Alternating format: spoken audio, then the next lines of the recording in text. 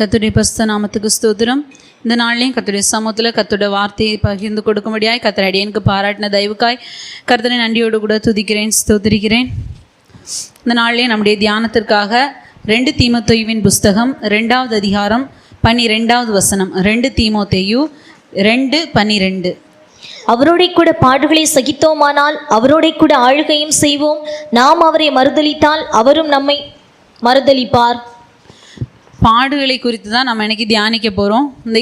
இன்றைக்கு பிரசங்கத்துடைய தலைப்பு கிறிஸ்துவின் பாடுகள் அப்படின்னு சொல்லிங்கிற தலைப்பில் நம்ம ஏசப்பாவுடைய பாடுகள் குறித்து நம்ம இன்னைக்கு தியானிக்க போகிறோம்.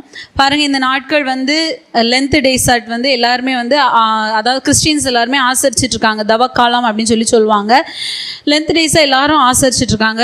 அதில் இன்றைக்கி குருத்தோலை ஞாயிறு அப்படின்னு சொல்லிட்டு பார்த்திங்க, எல்லாம் குருத்தோலாம் பிடிச்சி பவனியெல்லாம் போயிருப்பாங்க, நிறைய பேர் பார்த்துருப்போம். அப்படி இந்த நாட்கள் லென்த் டேஸோட கடைசி ஒரு வாரமாக இருக்குது. வெள்ளிக்கிழமை நமக்கு குட் ஃப்ரைடே சர்வீஸ் இருக்குது. அடுத்த சண்டே என்னது? ஈஸ்டர்.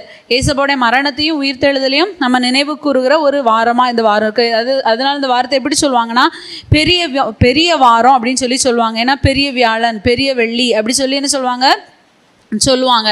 அதனால் இன்றைக்கி நம்ம கூட ஏசப்பா நமக்காக பாடுபட்ட அனுபவத்தை குறித்து இன்றைக்கி நம்ம தியானிக்க போகிறோம். பாருங்கள், ஏசப்பா நமக்காக எவ்வளவோ பாடுகளை பட்டாங்க. நம்ம வேதத்தில் பார்த்தோன்னா ஆதியாகமத்திலேருந்து வெளிப்படுத்தின விசேஷம் வரைக்கும் நம்ம வேதத்தை புரட்டினோன்னா ஏசப்பா நமக்காக பாடுபடுறதை குறித்த தீர்க்க தரிசனங்கள் அநேகம் சொல்லப்பட்டிருக்கு. புதிய ஏற்பாட்டில் ஏசப்பா வாழ்ந்த நாட்களில் நம்ம அந்த கடைசி அதிகாரங்களில் நம்ம வாசித்தோன்னா ஏசப்பாவுடைய பாடுகள் ரொம்ப தெளிவாக நம்ம எல்லாருக்குமே தெரியும். ரொம்ப தெளிவாக ஏசப்பா நமக்காக எப்படி பாடுபட்டாங்க, என்னென்ன கஷ்டங்களெல்லாம் ஏசப்பா நமக்காக ஏற்றுக்கொண்டாங்க அப்படிங்கிறது நம்ம எல்லாருக்குமே தெரியும். இன்றைக்கி நம்ம அதை ஒரு முறை கூட நம்ம என்ன செய்கிறோன்னா அதை திரும்பி பார்க்குறோம். ஒருக்கா நம்ம வாழ்க்கை நம்ம ரீகால் பண்ணி பார்க்குறோம், எப்படி ஏசப்பா நமக்காக கஷ்டப்பட்டாங்க. ஏன்னா அநேக நேரத்தில் நம்ம என்ன செஞ்சுருவோன்னா அதை மறந்து போயிடுவோம். ஏசப்பா நமக்காக பாடுபட்ட அனுபவத்தை நம்ம மறந்து போனனால தான் நம்ம என்ன செய்கிறோம், மறுபடி நம்ம ஏசப்பாவை நம்மளும் என்ன செய்கிறோம், பாடுபடுத்தக்கூடியவங்களாக காணப்படுறோம். அதனால் இன்றைக்கி நம்ம அந்த காரியத்தை குறித்து நம்ம ஏசப்பா நமக்காக பாடுபட்டதை ஒரு ஆங்கிளில் நம்ம இன்றைக்கி தியானிக்கலாம். பிலிப்பியரின் புஸ்தகம் 1வது அதிகாரம் 29வது வசனத்தை வாசித்த பிலிப்பியர் 1:29 வாசிக்கும்போது, ஏனெனில் கிறிஸ்துவனிடத்தில் விசுவாசிக்கிறதற்கு மாத்திரமல்ல அவர் நிமித்தமாக பாடுபடுகிறதற்கும் உங்களுக்கு அருளப்பட்டிருக்கிறது. பாருங்கள், இப்போ கிறிஸ்தவ மார்க்கம் அப்படின்னா நம்ம எல்லாரும் என்ன நினைக்கிறோம், ஏசப்பாவை விசுவாசிச்சா போதும், ஏசப்பா விசுவாசிச்சா நமக்கு எல்லா நன்மைகள் கிடைக்கும், எல்லாமே ஏசப்பா விசுவாசித்தா மட்டும் போதும் அப்படிங்கிற ஒரே ஒரு கான்செப்டில் நம்ம அநேகர் என்ன செஞ்சுட்ருக்கோம், வாழ்ந்துட்டுருக்கோம். ஏசுதான் மெய்யான தெய்வம், பிதா குமாரன் பரிசுத்தாவியாகிய தெய்வத்தை நம்ம விசுவாசித்து என்ன செய்யணும், ஞானஸ்தானம் எடுத்தால் போதும், அபிஷேகம் விட்டால் போதும், ஏசப்பா விசுவாசித்தா போதும் அப்படிங்கிற ஒரே ஒரு கான்செப்டில் நம்ம என்ன செய்யறோம், அநேகர் வாழ்ந்து கொண்டு இருக்கிறோம். எனக்கு விசுவாசம் குறைவு, அதனால் எனக்காக ஜெபம் பண்ணுங்க அப்படிலாம் என்ன செய்வோம், நம்ம சொல்லுவோம். ஆனால் பாருங்கள், அவரை விசுவாசிப்பதற்கு மட்டுமல்ல, அது ஒரு பகுதி. இன்னொரு பகுதியில் அவரோடு பாடுபடவும் உங்களுக்கு அருளப்பட்டிருக்கிறது. அதாவது அவரோடு பாடுபட வேண்டும் என்கிற ஒரு நியமமும் நமக்கு என்ன செய்யப்பட்டிருக்கு, கொடுக்கப்பட்டிருக்கிறது. அதே பிலிப்பியர் 3:10 வாசித்தோன்னா, பாடுகளின் ஐக்கியத்தை அறிவதற்கு அவருடைய மரணத்திற்கு ஒப்பான மரணத்திற்குள்ளாகி அப்படின்னு சொல்லியிருக்கு. பாருங்க, ஏசப்பா நமக்காக மரிச்சாங்க.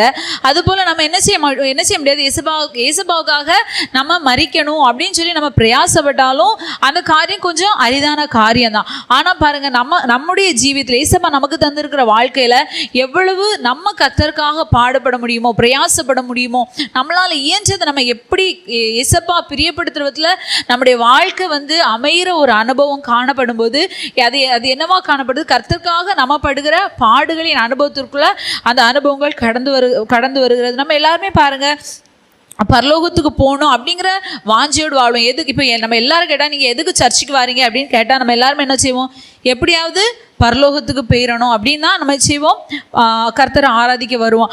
ஆனால் பாருங்கள், நம்ம பரலோக ராஜ்யத்தை பெற்றுக்கொள்வதற்கு ஏசப்பா கடந்து போன அதே பாடுகளின் பாதை நம்மளும் என்ன செய்யணும், கடந்து போகணும். இப்போ ஒரு ஃபர்ஸ்ட் ரேங்க் எடுக்கணும்னு நினைக்கிறோம்.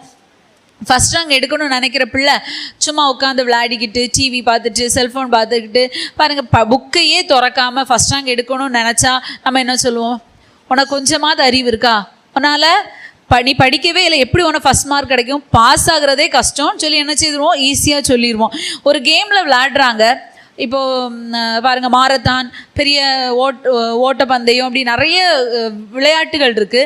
அந்த எல்லா விளையாட்டுலையுமே வந்து இப்போ எடுத்த உடனே ஒருத்தவங்க ஓடி வந்து என்ன செய்ய முடியாது, பந்தய பொருள் அதை ப்ரைஸை வந்து பெற முடியாது. அவங்க அநேக நாள் என்ன செய்வாங்க, ப்ராக்டிஸ் பண்ணிக்கிட்டே இருக்கணுமா. ஒரு வீரரை குறித்து சொல்கிறாங்க, அவர் ஓட்டப்பந்தயத்தில் ஓடி எத்தனையோ கோடி, அதாவது ஒரு 3 நிமிஷத்துக்குள்ள எவ்வளோ, ஒரு 300 மீட்டர் சம்திங் ஏதோ ஓடிருக்காங்க, கோடி கணக்கில் அவருக்கு பரிசு கொடுத்துருக்காங்க. அப்போ அதற்கு அவர் சொன்ன பதில் என்ன, உங்களுக்கு எப்படி இது கிடச்சின்னு கேட்டதுக்கு அவர் சொன்ன பதில் என்னன்னா, 25 வருட பிரயாசம், அதாவது ப்ராக்டிஸ் பண்ணனால தான் இன்னைக்கு இவ்வளோ நிமிஷத்துக்குள்ளே எனக்கு இவ்வளோ கோடி ரூபா கிடச்சிருக்கு. நம்மளாம் இருப்போம், அவ்வளோ நேரத்துக்குள்ளே நமக்கு ஓடி இவ்வளோ கோடி ரூபா பெற முடியாதா? கண்டிப்பாக முடியாது. ஏன்னா அவ்வளோ ப்ராக்டிஸ் அவங்க பண்ணனால தான் அவ்வளோ டைம்குள்ளே அவங்க என்ன செஞ்சாங்க, ஓடி அந்த பந்தய பொருளை பெற்றுக்கிட்டாங்க. அதுபோல் நம்முடைய வாழ்க்கையிலையும் நம்ம பரலோக ராஜ்யத்தை பெறுவதற்கு நம்ம ஒரு பிரயாசம் பட வேண்டியது அவசியமாக இருக்குது. கர்த்தருக்காக பாடுபடுகிற ஒரு அனுபவம் நம்முடைய வாழ்க்கையில் காணப்பட வேண்டியது அவசியமாய் காணப்படுகிறது. இப்போ நம்ம இன்னைக்கு வந்து ஏசாயாவின் புஸ்தகம் 53வது அதிகாரத்திலிருந்து தான் ஏசப்பா எப்படி பாடுபட்டாங்க அப்படிங்கிறத குறித்து நம்ம தியானிக்க போகிறோம். அநேக புஸ்தகத்தில் சொல்லப்பட்டிருக்கு. ஆனால் 53வது அதிகாரம் ஏசாயா 53 வாசித்தீங்கன்னா அது ஃபுல்லாகவே ஏசப்பாவுடைய பாடுகளை குறித்து தான் அங்கே சொல்லப்பட்டிருக்கு. பாருங்கள், இன்றைக்கி நம்ம முதலாவதாக பார்த்தோன்னா ஏசாயா 53வது அதிகாரம் 3வது வசனத்துலேருந்து 11வது வசனம் வரைக்கும் வாசித்தா மெயினாக அதில் வந்து சொல்லப்பட்டிருக்கிறது ஏசப்பா பாடுபட்ட காரியங்கள் முழுவதும் தான் அதில் சொல்லப்பட்டிருக்கிறது. அதில் 4வது வசனத்தை நம்ம வாசித்தோம். முதலாவது ஏசாயா 53:4 வாசித்தோமானால் அதில் என்ன சொல்லப்பட்டிருக்கு வாசிங்க. மெய்யாகவே அவர் நம்முடைய பாடுகளை ஏற்றுக்கொண்டு நம்முடைய துக்கங்களை சுமந்தார், நாமோ அவர் தேவனால் அடிப்பட்டு வாதிக்கப்பட்டு சிறுமைப்பட்டவர் என்று எண்ணினோம். பாருங்க, இங்க ஏசப்பா என்ன செஞ்சாங்களாம், நமக்காக பாடுபட்டாங்க. எப்படிப்பட்டாங்கன்னா, துக்கம் நிறைந்தவராய் பாடு அனுபவிக்கிறவராக இருந்தார். நம்ம என்ன செய்தோம், நம்முடைய முகங்களை என்ன செய்தோம், அவரை விட்டு திருப்பினோன்னு வேதம் சொல்லுது. பாருங்க, கர்த்தர் நமக்காக என்ன செய்தாங்க, துக்கப்பட்டாங்க, நொறுக்கப்பட்டாங்க. அதாவது 11வது வசனம் வரை வாசித்தீங்கன்னா, அவர் நமக்காக அக்கிரமங்களை சுமந்தார், நமக்காக நெருக்கப்பட்டார், ஒடுக்கப்பட்டார், வாதிக்கப்பட்டார். அதை பாருங்க, சரீரத்தில் ஒரு சித்திரவதையின் அனுபவத்தின் பாதையில எசப்பா பாடுகளை அனுபவிச்சாங்க. இன்னைக்கு நம்ம வந்து அப்படி எசப்பாவுக்காக சரீரத்தில் இப்படி காயப்படுத்தப்படுகிற ஒரு அனுபவத்துக்கு ஏதுவான ஒரு அனுபவத்தில் நம்ம பாடுபடுவோமானா அது வந்து சந்தேகம் தான். நம்ம வந்து அப்படி படுறது கஷ்டம். ஆனால் இந்த நாட்களில் பார்த்தீங்கன்னா அநேக இடங்களில் பாருங்கள், கிறிஸ்தவர்களுக்கு விரோதமாய் எழும்பி என்ன செய்கிறாங்க, சபைகளை துன்பப்படுத்துகிறாங்க. பாருங்கள், ஆதி அப்போஸ்தல நாட்கள் இந்த காரியங்கள் நடந்தது. பரிசுத்த பவுல் சவுலா இருந்த காலத்துல சபை என்ன செய்தாரு, துன்பப்படுத்தினார். பாருங்க, பிற்பாடு பாருங்க, கர்த்தர் அவரை ரட்சித்த போது ஐசப்பா சொல்றாங்க, எனக்காக அவன் பட போகிற பாடுகளை பாரு அப்படின்னு சொல்லி சொல்றாங்க. அப்போ கர்த்தருக்காக நம்ம சரீர பிரகாரமாகவும் என்ன செய்யணும், பாடுபடணும். ஏசப்பா எப்படி பாடுகளை அனுபவித்தாங்களோ அது போல நாம என்ன செய்யணும், கர்த்தருக்காக சரீர பிரகாரமாய் பாடுகள் அனுபவிக்கிறவங்களாய் கர்த்தருக்காக நம்ம நொறுக்கப்படுகிற ஒரு அனுபவம் நம்முடைய வாழ்க்கையிலும் வர வேண்டிய அவசியமாய் காணப்படுகிறது. பாருங்க, அப்பா அம்மா இருக்காங்க, ஒரு அப்பா அம்மா ஒரு ஃபேமிலியில் இருக்காங்கன்னா அப்பா அம்மா என்ன செய்கிறாங்க, அப்படி சும்மா இருப்பாங்களா? இருக்க மாட்டாங்க. கல்யாணம் பண்ணி கொடுக்கணுனால என்ன செய்வாங்க, பையன் என்ன வேலை பார்க்குறான் அப்படின்னு தான் மெயினாக கேட்பாங்க. ஏன், ஃபேமிலியை ரன் பண்ணுறதுக்குரிய பணம் வேணும், அதுக்குரிய பிரயாசங்கள் தேவையாய் காணப்படுகிறது. பாருங்க, அப்படி அப்பா அம்மா அவங்க சரீரத்தில் கஷ்டப்பட்டு தான் குடும்பத்தை என்ன செய்கிறாங்க, நடத்துகிறாங்க. குடும்பத்தை நடத்தினா அவங்களுக்கு ஒரு பாடுபடுற ஒரு அனுபவம் வேணும். அப்படி இருந்தால் தான் என்ன செய்ய முடியும், குடும்பத்தை நடத்த முடியும். இல்லாமல் சும்மா வேலைக்கு போகாமல் ஊதாரியாக சுற்றிட்டு இருந்தால் என்ன செய்ய மாட்டாங்க, கல்யாணம் பண்ணி கொடுக்கவும் மாட்டாங்க. அப்படியே கல்யாணம் ஆனாலும் ரொம்ப நாள் வாழ முடியாது. பாருங்கள், அது போல தான் நாம் என்ன செய்யணும், ஏசப்பா நமக்காக பாடுபட்டது போல கர்த்தருக்காக நம்ம பாடுபடணும். உபவாசம், ஜெபம், தேவ சமூகத்தின் அனுபவத்தில் என்ன செய்யணும், நம்மளால முடிந்த பிரயாசத்தை நம்ம என்ன செய்யணும், கர்த்தருக்காக எடுக்கணும். கர்த்தருடைய சமூகத்தில் தங்கி இருக்கிற ஒரு அனுபவம். பாருங்க, 84 வயதான ஒரு விதவை என்ன செஞ்சாங்களா, இரவும் பகலும் கர்த்தருடைய சமூகத்தை விட்டு நீங்காம உபவாசித்து ஜெபம் பண்ணி கொண்டு இருந்தாங்க. பாருங்க, அவங்களோட குடும்பத்தினாரோடி வீட்டில் போய் இருக்க முடியாது, வயதான நாட்களில் இருக்க முடியும். ஆனால் அவங்க என்ன செஞ்சாங்க, அவங்களுக்கு என்று கிடைத்த ஒரு ஸ்லாக்கியம், கர்த்தருடைய சமூகத்தில் நம்ம இருக்கணும், ஏசப்பாவை பார்க்கணும். பாருங்க, அவங்க கர்த்தருடைய சமூகத்தில் இருந்தனால தான் குழந்தையாகி கிறிஸ்துவை பார்க்கக்கூடிய ஒரு ஸ்லாக்கியம் அவங்களுக்கு கொடுக்கப்பட்டது. நாம என்ன செய்யணும், நம்மளால பெரிய இப்போ ரோட்டில் போய் சுவிசேஷம் அறிவிச்சு அடி வாங்குறதுக்குரிய பலன்லாம் நம்மளுக்கு கொஞ்சம் குறவு தான். ஆனால் நம்ம என்ன செய்யலாம், நம்மளுக்கு கிடைச்ச சமயத்தில் உபவாசம் எடுத்து ஜெபம் பண்ணலாம். பாருங்க, இப்போ உபவாசத்தின் அனுபவங்கள் ரொம்ப குறைவாக காணப்படுது. ஆதி நாட்களில் பாருங்க, உபவாசனாலே 3 நாள் 7 நாள் 40 நாள் 41 நாள் அப்படிலாம் அதிகமாக ஃபாஸ்டிங் எடுப்பாங்க. தேவ ஜனங்களை கேட்டாலே அதிகமாக ஃபாஸ்டிங் எடுப்பாங்க. ஆனால் இப்போ உள்ள நாட்களில் பாருங்க, ஒரு நாளைக்கு ஒரு வேளை வச்சு உபவாசம் எடுக்கிறதே கஷ்டம். வேதம் என்ன சொல்லுது, பரிசேயர் சொல்லுவாங்க, பரிசேயர் வந்து வாரத்தில் 3 நாள் உபவாசிக்கிறேன்னு சொல்லி ஒரு பரிசேயன் சொல்கிறான். நான் வாரத்தில் 3 தரம் உபவாசிக்கிறேன் அப்படின்னு சொல்லி ஆயக்காரனை பார்த்து என்ன செய்கிறான், கர்த்தரிடத்துல குற்றம் சாட்டுகிறான். அப்போ ஆண்டவர் என்ன சொல்கிறாங்க, பரிசேயருடைய நீதியிலும் உங்கள் நீதி அதிகமாக இராவிட்டால் கஷ்டமான ஒரு காரியம். பாருங்க, அப்போ நம்ம என்ன செய்ய, வாரத்தில் ஒரு 4 வேளை இருந்தா போதும். அட்லீஸ்ட் 4 வேளையாக இருந்தால் கர்த்தருடைய வேதத்தின்படி அது நமக்கு நலமான ஒரு காரியமாக காணப்படும். ஆனால் இந்த நாட்களில் பாருங்கள், சண்டே கூட நமக்கு என்ன செய்ய முடியலை, ஒருவேளை உபவாசத்தோடு ஆராதனைக்கு வருவது கடினமாக இருக்குது. இப்போ வியாதி பலகீனம் வயசாயிற்று, அதனால் நம்ம வந்து நம்மளால் ஃபாஸ்டிங் எடுக்க முடியலைங்கிறது வந்து தவறு கிடையாது. ஆனால் நமக்கு பலன் இருக்கிற நாட்களில், வயது நமக்கு இள வயதாக இருக்குது, நம்மளால் ஃபாஸ்டிங் எடுக்க முடியும் அப்படிங்கிற ஒரு சூழ்நிலை நமக்கு இருந்துன்னா நம்ம என்ன செய்யணும், கண்டிப்பாக நம்மளால் இயன்றபடி, இப்போ 3 நாள் 10 நாள் 5 நாள் அப்படிலாம் நம்மளால் எடுக்க முடியாட்டாலும் நம்மளால் இயன்ற அளவுக்கு என்ன செய்யணும், அட்லீஸ்ட் ஒரு வாரத்துக்கு 4 வேளையாவது, ஒரு 7 நாள் இருக்குது, அதில் ஒரு 4 நாள் காலையில் ஃபாஸ்டிங் வச்சுக்கிட்டோன்னா பாருங்கள் போதும். நமக்கு சர்ச்சிலேயே செவ்வாய்க்கிழமை காலையில் ஃபாஸ்டிங் ப்ரேயர், வெள்ளிக்கிழமை சனிக்கிழமை ஞாயிற்றுக்கிழமை, பாருங்கள் 4 நாள் காலையில் ஃபாஸ்டிங் இருந்தாலே என்ன செய்துரும், நமக்கு யூஸ்வலாக வேதத்தின்படி நிறைவேறும். அதை விட நம்ம அதிகமாக ஃபாஸ்டிங் எடுத்து நம்ம ஜெபம் பண்ணோம்னா அதுக்குரிய பிரதிபலன் நமக்கு கிடைக்கும். எப்படி கிறிஸ்து பாடுபட்டாரோ அதுபோல் இப்படிப்பட்ட அனுபவத்தில் நம்ம பாடுபட்டால் நமக்கு அதுக்குரிய பலன் நிச்சயமாக கிடைக்கும். பாருங்கள், ஜெபங்கிறது இப்போ எல்லாருக்குமே வந்து கஷ்டமான ஒரு விஷயமாயிடுச்சு. ஜெபம் நம்ம எப்படி செய்கிறோம், ஏதோ ஆண்டோடைய சமத்தில் போய் முழங்கால் போடணும், ஏசப்பா என்ன ஆசீர்வதிங்க, என் ஹஸ்பண்ட் ஆசீர்வதிங்க, என் ஒய்ஃப் ஆசீர்வதிங்க, என் பிள்ளைங்களை ஆசீர்வதிங்க, இது போக இன்னும் ஒரு ஸ்டெப் ஏறி போனால் ஊழியக்காரங்க சபை ஜனங்களை ஆசீர்வதிங்க, அவ்வளோ அதோடி முடிஞ்சு. ஜெபங்கிறது வந்து எப்படி இப்போ நம்ம ஒருத்தங்க கிட்ட பேசுகிறோமோ, இப்போ நம்ம ஒருத்தருக்கு ஒருத்தர் மாறி ஒரு கான்வர்சேஷன் பண்ணுறது போல் ஏசப்பா கூட நம்ம போய் உட்காந்து ஒரு பேசுகிற அனுபவம் தான் ஜெபம். அந்த அனுபவங்கள் இந்த நாட்கள் என்ன செய்துச்சு, மாறி போயிட்டு தேவைக்காக மாத்திரம் கர்த்தருடைய சம்பவத்தில் போய் இருக்கிறது தான் ஜெபம் அப்படிங்கிற ஒரு அனுபவம் ஆயிடுச்சு. ஆனால் நம்ம அப்படி இருக்கக்கூடாது. நம்ம என்ன செய்யணும், ஏசப்பா கூட பேசுகிறவங்களாய் உறவாடுறவங்களாய் நம்ம காணப்படணும். ஏசப்பா மனுஷனை படைச்சதுடைய ஒரு நோக்கம் என்னன்னா பாருங்க, அவனோடு ஏசப்பா என்ன செய்யணும், உலாவும்படி அவனோடு பேசும்படியாக தான் என்ன செஞ்சாங்க, ஏதேன் தோட்டத்தில் மனுஷனை உண்டாக்கி வச்சுட்டு தினமும் என்ன செய்தாங்க, பகலின் குளிர்ச்சியான வேளையில் மனுஷனை பார்த்து பேசும்படியாக வந்தாங்க.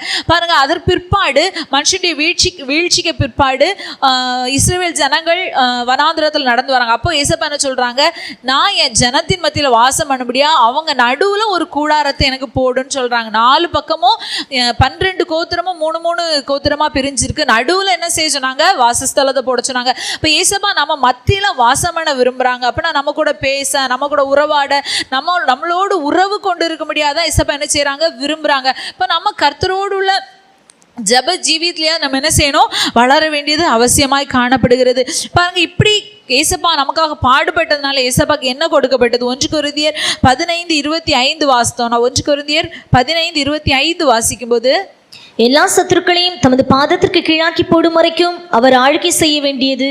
பாருங்க, இப்போ ஏசப்பா இவ்வளவு பாடுகள் அனுபவிச்சதுனால ஏசப்பாக்கு கிடைத்த பலன் என்ன, எல்லா சத்துருக்களும் அவருடைய பாதங்களுக்கு கீழாக்கி போடுற வரைக்கும் ஏசப்பா என்ன செஞ்சாங்க, எல்லாருக்கும் மேலேயே ஆளுகை செய்யக்கூடியவங்களாய் காணப்பட்டாங்க. எல்லா சிங்காசனங்களுக்கு மேலாகவும் கர்த்தருடைய சிங்காசனம் என்ன செய்தது, உயர்ந்ததாய் காணப்பட்டது. பாருங்க, இன்னைக்கு ஏசப்பாவை நம்ம வந்து உயர்த்தி நம்ம சொல்றோம்னா அதற்கு காரணம் என்ன, எல்லா சத்துருக்களின் கிரியைகளும் கூட ஏசப்பாவுடைய நாமத்துக்கு கீழ் பயப்படுதுன்னா அதுக்கு காரணம் என்ன, ஏசப்பா நமக்காக சரீரத்தில் பட்ட பாடுகள் தான் அதற்கு காரியமாக காணப்படுது. பாருங்க, நாமும் கூட இப்படி கர்த்தருக்காக நம்ம பிரயாசப்படும் போது பாருங்க, கர்த்தர் என்ன செய்வாங்க, நம்மளுடைய எல்லா காரியங்களும் நமக்கு ஜெயத்தை தரக்கூடியவங்களா காணப்படுவாங்க. 2வதா பார்த்தோம்னா ஏசப்பா எப்படி பாடுபட்டாங்கன்னு சொல்லி பார்த்தோம்னா, ஏசாயா 53வது அதிகாரம் 5வது வசனத்தை வாசிக்கும் போது, நம்முடைய மீறுதல்களின் நிமித்தம் அவர் காயப்பட்டு நம்முடைய அக்கிரமங்களின் நிமித்தம் அவர் நொறுக்கப்பட்டார், நமக்கு சமாதானத்தை உண்டு பண்ணும் ஆக்கினை அவர் மேல் வந்தது, அவருடைய தழும்புகளால் குணமாகிறோம். பாருங்க ஏசப்பா என்ன செஞ்சாங்க, நமக்காக தழும்புகள் உடையவராய் மாற்றப்பட்டார் அப்படின்னு வேதம் சொல்லி. ஏசப்பா நமக்காக தழும்புகள் உடையவங்களாய் என்ன செஞ்சாங்க, மாற்றப்பட்டாங்க. இப்போ ஒரு தழும்பு வருதுன்னா எப்படி தழும்பு வரும்? ஒரு காயம் பட்டாதான் என்ன வரும், தழும்பு வரும். இப்போ ஒரு தீ காயம் பட்டுதுன்னா பாருங்க, ரொம்ப அது அதிகமான ஒரு காயமானாதான் என்ன செய்யும், பயங்கரமான தழும்புகள் நம்ம என்ன செய்யும் உண்டாகும். இப்போ ஒரு வெட்டு காயம் படுது, அது பெரிய காயமா இருந்தால் என்ன செய்திரும், பெரிய தழும்புகள் உண்டாயிருக்கும். அது வந்து அநேகருக்கு தெரியும் பாருங்க. அப்போ இது இந்த தழும்பு அப்படின்னாலே ஒரு காயத்தினால வர்றதுதான் தழும்பு. அப்போ ஏசப்பா நமக்காக காயப்பட்டதுனால ஏசப்பா என்ன செய்தாங்க, தழும்புகளை ஏற்றாங்க. இந்த தழும்புகள் என்பது நம்ம காயப்பட்டு இருக்கிறோம் என்பதற்கு ஒரு அடையாளமாக தான் இது என்னது காட்டப்படுகிறது. நீதிமொழிகள் 20:30 வாசித்தோம்னா, நீதிமொழிகள் 20:30 நம்ம வாசிக்கும் போது சொல்லப்பட்டிருக்கு, காயத்தின் தழும்புகளும் உள்ளத்தில் உரைக்கும் அடிகளும் பொல்லாதவனை அழுக்கற துடைக்கும். பாருங்க, ஒரு காயம் எப்படி நம்முடைய ஜீவியத்தில் வந்து ஒரு தழும்பை உண்டு பண்ணி நம்முடைய நம்மளை சீர்திருத்ததோ, இப்போ நம்ம ஏதோ ஒரு சம்திங் ஏதோ நடந்தனால தான் நமக்கு காயம் வந்திருக்கும். மறுபடி அப்படி ஒரு சூழ்நிலை நடப்பதுக்கு நம்ம என்ன செய்ய மாட்டோம், இடம் கொடுக்க மாட்டோம். ஐயோ இப்படி பண்ணணும்னா இப்படி ஒரு அடிப்படும், காயப்படும், எனக்கு அந்த காயத்தை ஏற்றுக்கொள்ள முடியாது, நம்ம என்ன செய்திருவோம், அதில் வந்து ஜாக்கிரதையாக இருப்போம். ஆனால் பாருங்க, ஏசப்பா நமக்காக, நம்முடைய மீறுதலுக்காக அவர் காயப்பட்டார், நம்முடைய அக்கிரமங்களுக்காக அவர் நொறுக்கப்பட்டார், நமக்கு சமாதானத்தை உண்டு பண்ணும்படியா என்ன செய்தாங்க, ஆக்கனை ஏற்று தழும்புடையவராக ஏசப்பா என்ன செஞ்சாங்க, மாற்றப்பட்டாங்க. அப்போ பாருங்க, நம்முடைய சரீரத்துல நமக்கு வந்திருக்கிற வியாதி, பலகீனங்கள், நம்முடைய உள்ளத்தின் காயங்கள் ஆற்றப்பட முடியாத ஏசப்பா என்ன செய்தாங்க, தழும்புடையவராக மாற்றப்பட்டாங்க. 1 பேதுரு 2:24 வாசமானால் 1 பேதுரு 2:24 வாசிக்கும் போது, நாம் பாவங்களுக்கு செத்து நீதிக்கு பிழைத்திருக்கும்படிக்கு அவர் தாமே தமது சரீரத்திலே நம்முடைய பாவங்களை சிலுவையின் மேல் சுமந்தார், அவருடைய தழும்புகளால் குணமானீர்கள். பாருங்க, இயேசுவோடைய தழும்புகளால் என்ன செய்தோம், நம்ம குணமாக்கப்பட்டோம். நம்முடைய வியாதி பலகீன நேரத்துல நம்ம இயேசுபா பத்தி, இயேசுபா அவங்க தழும்புகளால் என்ன குணமாக்குங்க இயேசுபா நம்ம கர்த்தரை நோக்கி கூப்பிடும்போது, இயேசுவோடைய தழும்புகள் என்ன செய்யும், நம்முடைய வியாதி நீங்கும்படியாய் நம்மை குணமாக்குகிற வல்லமை உடையதாய் கர்த்தருடைய தழும்பு காணப்படுது. கர்த்தருடைய தழும்பு தெய்வீகமான ஒரு வல்லமை உள்ளதாய் காணப்படுகிறது. பாருங்க, தெய்வீகமான வல்லமை இருந்தால் அந்த வல்லமை தான் என்ன செய்யும், நம்மளை குணமாக்கும். நம்ம அந்த வல்லமை விசுவாசிக்கும் போது அந்த வல்லமை என்ன செய்யும், நம்மளை குணமாக்கும். அவருடைய தழும்புகளால் குணமாகிறோம் அப்படின்னு சொல்லி வேதம் சொல்லுது. எனக்கு ஒரு சம்பவம் ஞாபகம் வர்றது, அதனால சொல்றேன். நான் வந்து +2 படிச்சுட்டு இருக்கும்போது டைஃபாய்டு ஜுரத்தினால வந்து கஷ்டப்பட்டேன். ஆனுவல் எக்ஸாம், பப்ளிக் எக்ஸாம் நடந்துட்டு இருக்கும்போது நான் 4வது எக்ஸாம் முடிகிற அன்னையிலேருந்து எனக்கு ஒரே காய்ச்சல். அப்புறம் எனக்கு வந்து எக்ஸாம் எழுத போகிறதுக்கு எனக்கு படிக்க கூட முடியலை. நான் அப்படி ரொம்ப பலகீனமாக தான் இருந்துட்டு இருந்தேன். ஆனால் கொஞ்ச நாள் அப்படி அந்த எக்ஸாம் முடிகிற வரைக்குமே எனக்கு வந்து காய்ச்சலே நான் இருந்துட்டு இருந்தேன். அதுக்கு பிற்பாடு பாருங்கள், ஒரு நாள் வந்து பிரதர் ஜோம் பண்ணிட்டு போகும்போது நான் வந்து ஒரு தரிசனத்தை பார்த்தேன். அந்த தரிசனத்தில் வந்து இங்கிலீஷில் வசனம் எழுதியிருக்கு, கீழே 1 பேதுரு 2:24 அப்படின்னு சொல்லி, அது மட்டும் எனக்கு ஃபஸ்ட் பீட்டர் 2:24 அப்படி இருக்கு. அப்போது நான் அதை பார்த்து எனக்கு இந்த இடத்துல இந்த வசனம் இருக்குன்னே தெரியாது. அப்புறம் நான் வந்து எழும்பி எனக்கு எழும்ப கூட முடியல, ஆனால் எழும்பி நான் பைபிளை புரட்டி பார்த்தேன். அப்போ இந்த வசனம் இருந்தது, அவருடைய தழும்புகளால் குணமாகிறோம். இப்போ உடனே நான் பிரதர் கிட்ட சொன்னேன், பிரதர் எனக்கு இப்படி நான் தரிசனம் பார்த்தேன் இப்படி. அப்போ சொன்னாங்க, அப்போ ஏசப்பா உங்களுக்கு சுகத்தை தந்துட்டாங்க அப்படின்னு. இப்போது ஒரு 1-2 நாளைக்குள்ளேயே எனக்கு அதில் வந்து முழுமையான ஒரு சுகத்தை ஏசப்பா தந்தாங்க. அப்படி அவருடைய தழும்புகள் என்ன செய்யும், நம்மை குணமாக்கக்கூடியதாய் காணப்படும். அவருடைய இப்போ நம்ம பாருங்க, ஒருத்தங்க நம்ம வேலை செஞ்சுட்டே இருக்கோம், நல்லா வேலை செய்கிறவங்களுடைய கையை பார்த்தீங்கன்னா தெரியும், நல்லா காய்ப்பு பிடிச்சி ரொம்ப ஹார்டாக இருக்கும், தொட்டு பார்த்தாலே ரஃப்பாக இருக்கும். அதே இது வேலை செய்யாதவங்க கையெல்லாம் தொட்டு பாருங்க, சாஃப்டாக பஞ்சு போல் இருக்கும். நல்லா முழங்கால நிற்கிறவங்களுடைய முழங்கால பார்த்தீங்கன்னா முழங்கால் எல்லாமே என்ன காய்ப்பு பிடிச்சிருக்கும் பாருங்க. அப்போ வந்து இது வந்து எதை காண்பிக்க, இதுவும் வந்து ஒரு தழும்பின் அனுபவம் தான். இப்போ நம்முடைய பிரயாசத்துல வந்து நம்ம கடினமாக வேலை செய்கிற அனுபவத்தினால, கர்த்தருக்காக நம்ம பாடுபடுகிறதுனால ஒரு அடையாளம் நமக்கு கொடுக்கப்படக்கூடியதாய் காணப்படுகிறது. இப்போ பாருங்க, கர்த்தருக்காக அதிகமான நிந்தைகள் அவமானங்களை நம்ம ஏற்கும் போது பாருங்க, அது என்ன செய்யுமா, நம்முடைய வாழ்க்கையில் ஒரு வல்லமையை நமக்கு தரக்கூடியதாய் காணப்படும். பாருங்க, ஏசப்பா எவ்வளவோ நிந்தைகளை அனுபவிச்சாங்க. இப்போ ஏசப்பா கிட்ட போய் நம்ம சொல்றோம், ஏசப்பா அவங்க இப்படி சொல்றாங்க, இவங்க இப்படி சொல்றாங்க அப்படின்னு சொல்லி ஏசப்பா கிட்ட போய் சொன்னோன்னா, ஏசப்பா நமக்கு என்ன சொல்லுவாங்கன்னா, நான் ஏற்றுக்கொண்ட நிந்தையை விடவா நீ உனக்கு ஒரு பெருசா வந்துட போகுது, சரி இதெல்லாம் ஒன்றும் இல்லைன்னு சொல்லி ஏசப்பா நம்மளை என்ன செய்வாங்க, ஆறுதல் படுத்துவாங்க. அதுபோல் நம்முடைய வாழ்க்கையில் கடந்து போகிற பாருங்க நிந்தையான சொற்கள், அவமான பேச்சுக்கள் நம்முடைய இருதயத்தில் என்ன செய்திரும், ஒரு காயத்தை உண்டு பண்ணிடும். இப்போ அடிப்பட்ட காயம் கூட நமக்கு கொஞ்ச நாள் ஆறிடும். ஆனால் நமக்கு இருதயத்தில் உண்டாகிற காயம் ஆறுறது கொஞ்சம் கஷ்டம். அதனால தான் ஒன்று சொல்லுவாங்க, தீயினால் சுட்டப்புண் உள்ளாரும் மாறாதே, நாவினால் சுட்டவடுன்னு சொல்லி ஒரு குறள் கூட நம்ம சின்ன பிள்ளைங்களை படிச்சிருப்போம். நம்ம நாவனால பேசுகிற வார்த்தைகள் என்ன செய்திரும், ஒருத்தங்களை ரொம்ப ஈஸியாக காயப்படுத்துகிறோம். வலி கூட கொஞ்ச நேரத்தில் மாறிடும். ஆனால் வார்த்தைகள் என்ன செய்யாது, ஈஸியாக இருதயத்தை விட்டு மாறாது. அது ஒரு வடுவாகவே மாறிடும். எத்தனை வருஷம் ஆனாலும் அவங்க என்ன அப்படி சொன்னாங்க, இவங்க என்ன இப்படி சொன்னாங்கன்னு சொல்லி சொல்லுவாங்க. அப்போ நம்ம அப்படிப்பட்ட ஒரு காயத்தின் அனுபவத்தை ஏற்கும்போது நம்ம என்ன செய்ய முடியும், மற்றவங்களுக்கு அதை சொல்ல முடியும். அதனால தான் பாருங்கள், வேதத்தில் நம்ம வாசிக்கும் போது இவர் பரிசுத்த பவுல் அவர் சொல்கிறாரு, நாங்கள் ஏசப்பா எங்களுக்கு தந்த ஆறுதல்னால நாங்கள் உங்களுக்கு ஆறுதல் சொல்கிறோம். அப்போ நம்ம அப்படிப்பட்ட பாதையை கடந்து போகும்போது நம்மளால் என்ன செய்ய முடியும், மற்றவங்களுக்கு ஆறுதல் சொல்லக்கூடியவங்களா நம்முடைய ஜீவியம் மாற்றப்படும். அப்போ நமக்குள்ளேருந்து ஒரு வல்லமை என்ன செய்யும், புறப்படக்கூடியதாய் காணப்படும். பாருங்கள், நம்ம கர்த்தருக்காக பாடுபடுகிற அனுபவத்தில் பழக்கப்பட்டவங்களாய் காணப்படும் போது எந்த ஒரு வல்லமை நம்மளை என்ன செய்ய முடியாது, தொட முடியாது. இப்போ நல்ல வேலை செய்து கையில் காய்ப்பாக இருக்கிறவங்களுக்கு அந்த கடினமான வேலையை மறுபடி செய்கிறதுக்கு கஷ்டமாக இருக்குது, அது ஈஸியாக இருக்கும். ஆனால் அதே புதுசாக செய்கிறவங்களுக்கு என்ன செய்யும், கையெல்லாம் பிஞ்சிரும், காயமாகும், கஷ்டமாக இருக்கும். வருஷக்கணக்காக செய்யும்போது தான் அது அப்படி மாறும். இப்போ நம்ம கர்த்தருக்காக அதிகமாக பாடுபட பிரயாசப்பட நம்ம என்ன செய்வோம், அந்த அனுபவங்களை பழக்கப்படுவோம். அதுக்கு பிற்பாடு நமக்கு அதை செய்வதற்கு கஷ்டமே இருக்காது. பாருங்க, சுவிசேஷம் அறிவிக்கிறதுக்கு நம்ம மத்தியில் அவங்க சாட்சி சொன்னாங்க. ஒவ்வொரு ஊராக போகிறாங்க. நமக்கு இந்த வீட்டுக்கு வெளியே நின்றுட்டு ஒருத்தவங்க போனால் கூட நம்ம என்ன செய்துக்கிட மாட்டோம், சொல்லிக்கிட மாட்டோம். ஏசு அவங்கள நேசிக்கிறாரு, ஏசப்பா அவங்கள நேசிக்கிறாரு, ஏசப்பா அவங்க பாவத்தை மன்னிப்பாங்க அப்படின்னு சொல்லி நம்ம ஒருத்தங்க கிட்ட என்ன செய்துக்கிட மாட்டோம், ஈஸியாக சொல்லிக்கிட மாட்டோம். ஆனால் இங்கேருந்து ஒவ்வொரு ஊர்களுக்கு போகிறாங்க, போய் கர்த்தருடைய நாமத்தை சொல்கிறாங்கன்னா அது காரணம் என்ன, அவங்க கர்த்தருக்காக பாடுபடும்படியாய் பழக்கப்படுத்தப்பட்டிருக்கிறாங்க. என்ன நீங்கள் போகாதீங்க, அவங்களுக்கு எவ்வளவோ வயசாச்சு, போகாதீங்கன்னு சொன்னால் அவங்க இருப்பாங்களா, மாட்டாங்க. ஏன்னா அவங்க கர்த்தருக்காக பாடுபட்டு என்ன செஞ்சிட்டாங்க, பழக்கப்பட்டுட்டாங்க. அப்போ இந்த பாருங்க, இதனால் அநேகர் என்ன செய்யறாங்க, கர்த்தரின் அன்பை அறிந்து கொள்ள முடியுது. அப்போ நம்முடைய வாழ்க்கையில் நம்ம கர்த்தருக்காக பிரயாசப்படும் போது நம்முடைய ஊழியத்தில் நம்மளோடு இருக்கிற விசுவாச ஜனங்களுக்கு நம்முடைய ஜீவியம் ஒரு வல்லமையை வெளிப்படுத்துகிறதா, மற்றவங்களுக்கு பிரயோஜனம் கொடுக்கிற ஒரு அனுபவம் உடையதா என்ன செய்யும், காணப்படும். மூணாவதா பார்த்தீங்கன்னா, ஏசப்பா எப்படி நமக்காக பாடுபட்டாங்கன்னு சொல்லி அது 53வது அதிகாரம் 7வது வசனத்தை வாசிக்கும் போது, அவர் நெருக்கப்பட்டும் ஒடுக்கப்பட்டும் இருந்தார், ஆனாலும் தம்முடைய வாயை அவர் திறக்கவில்லை.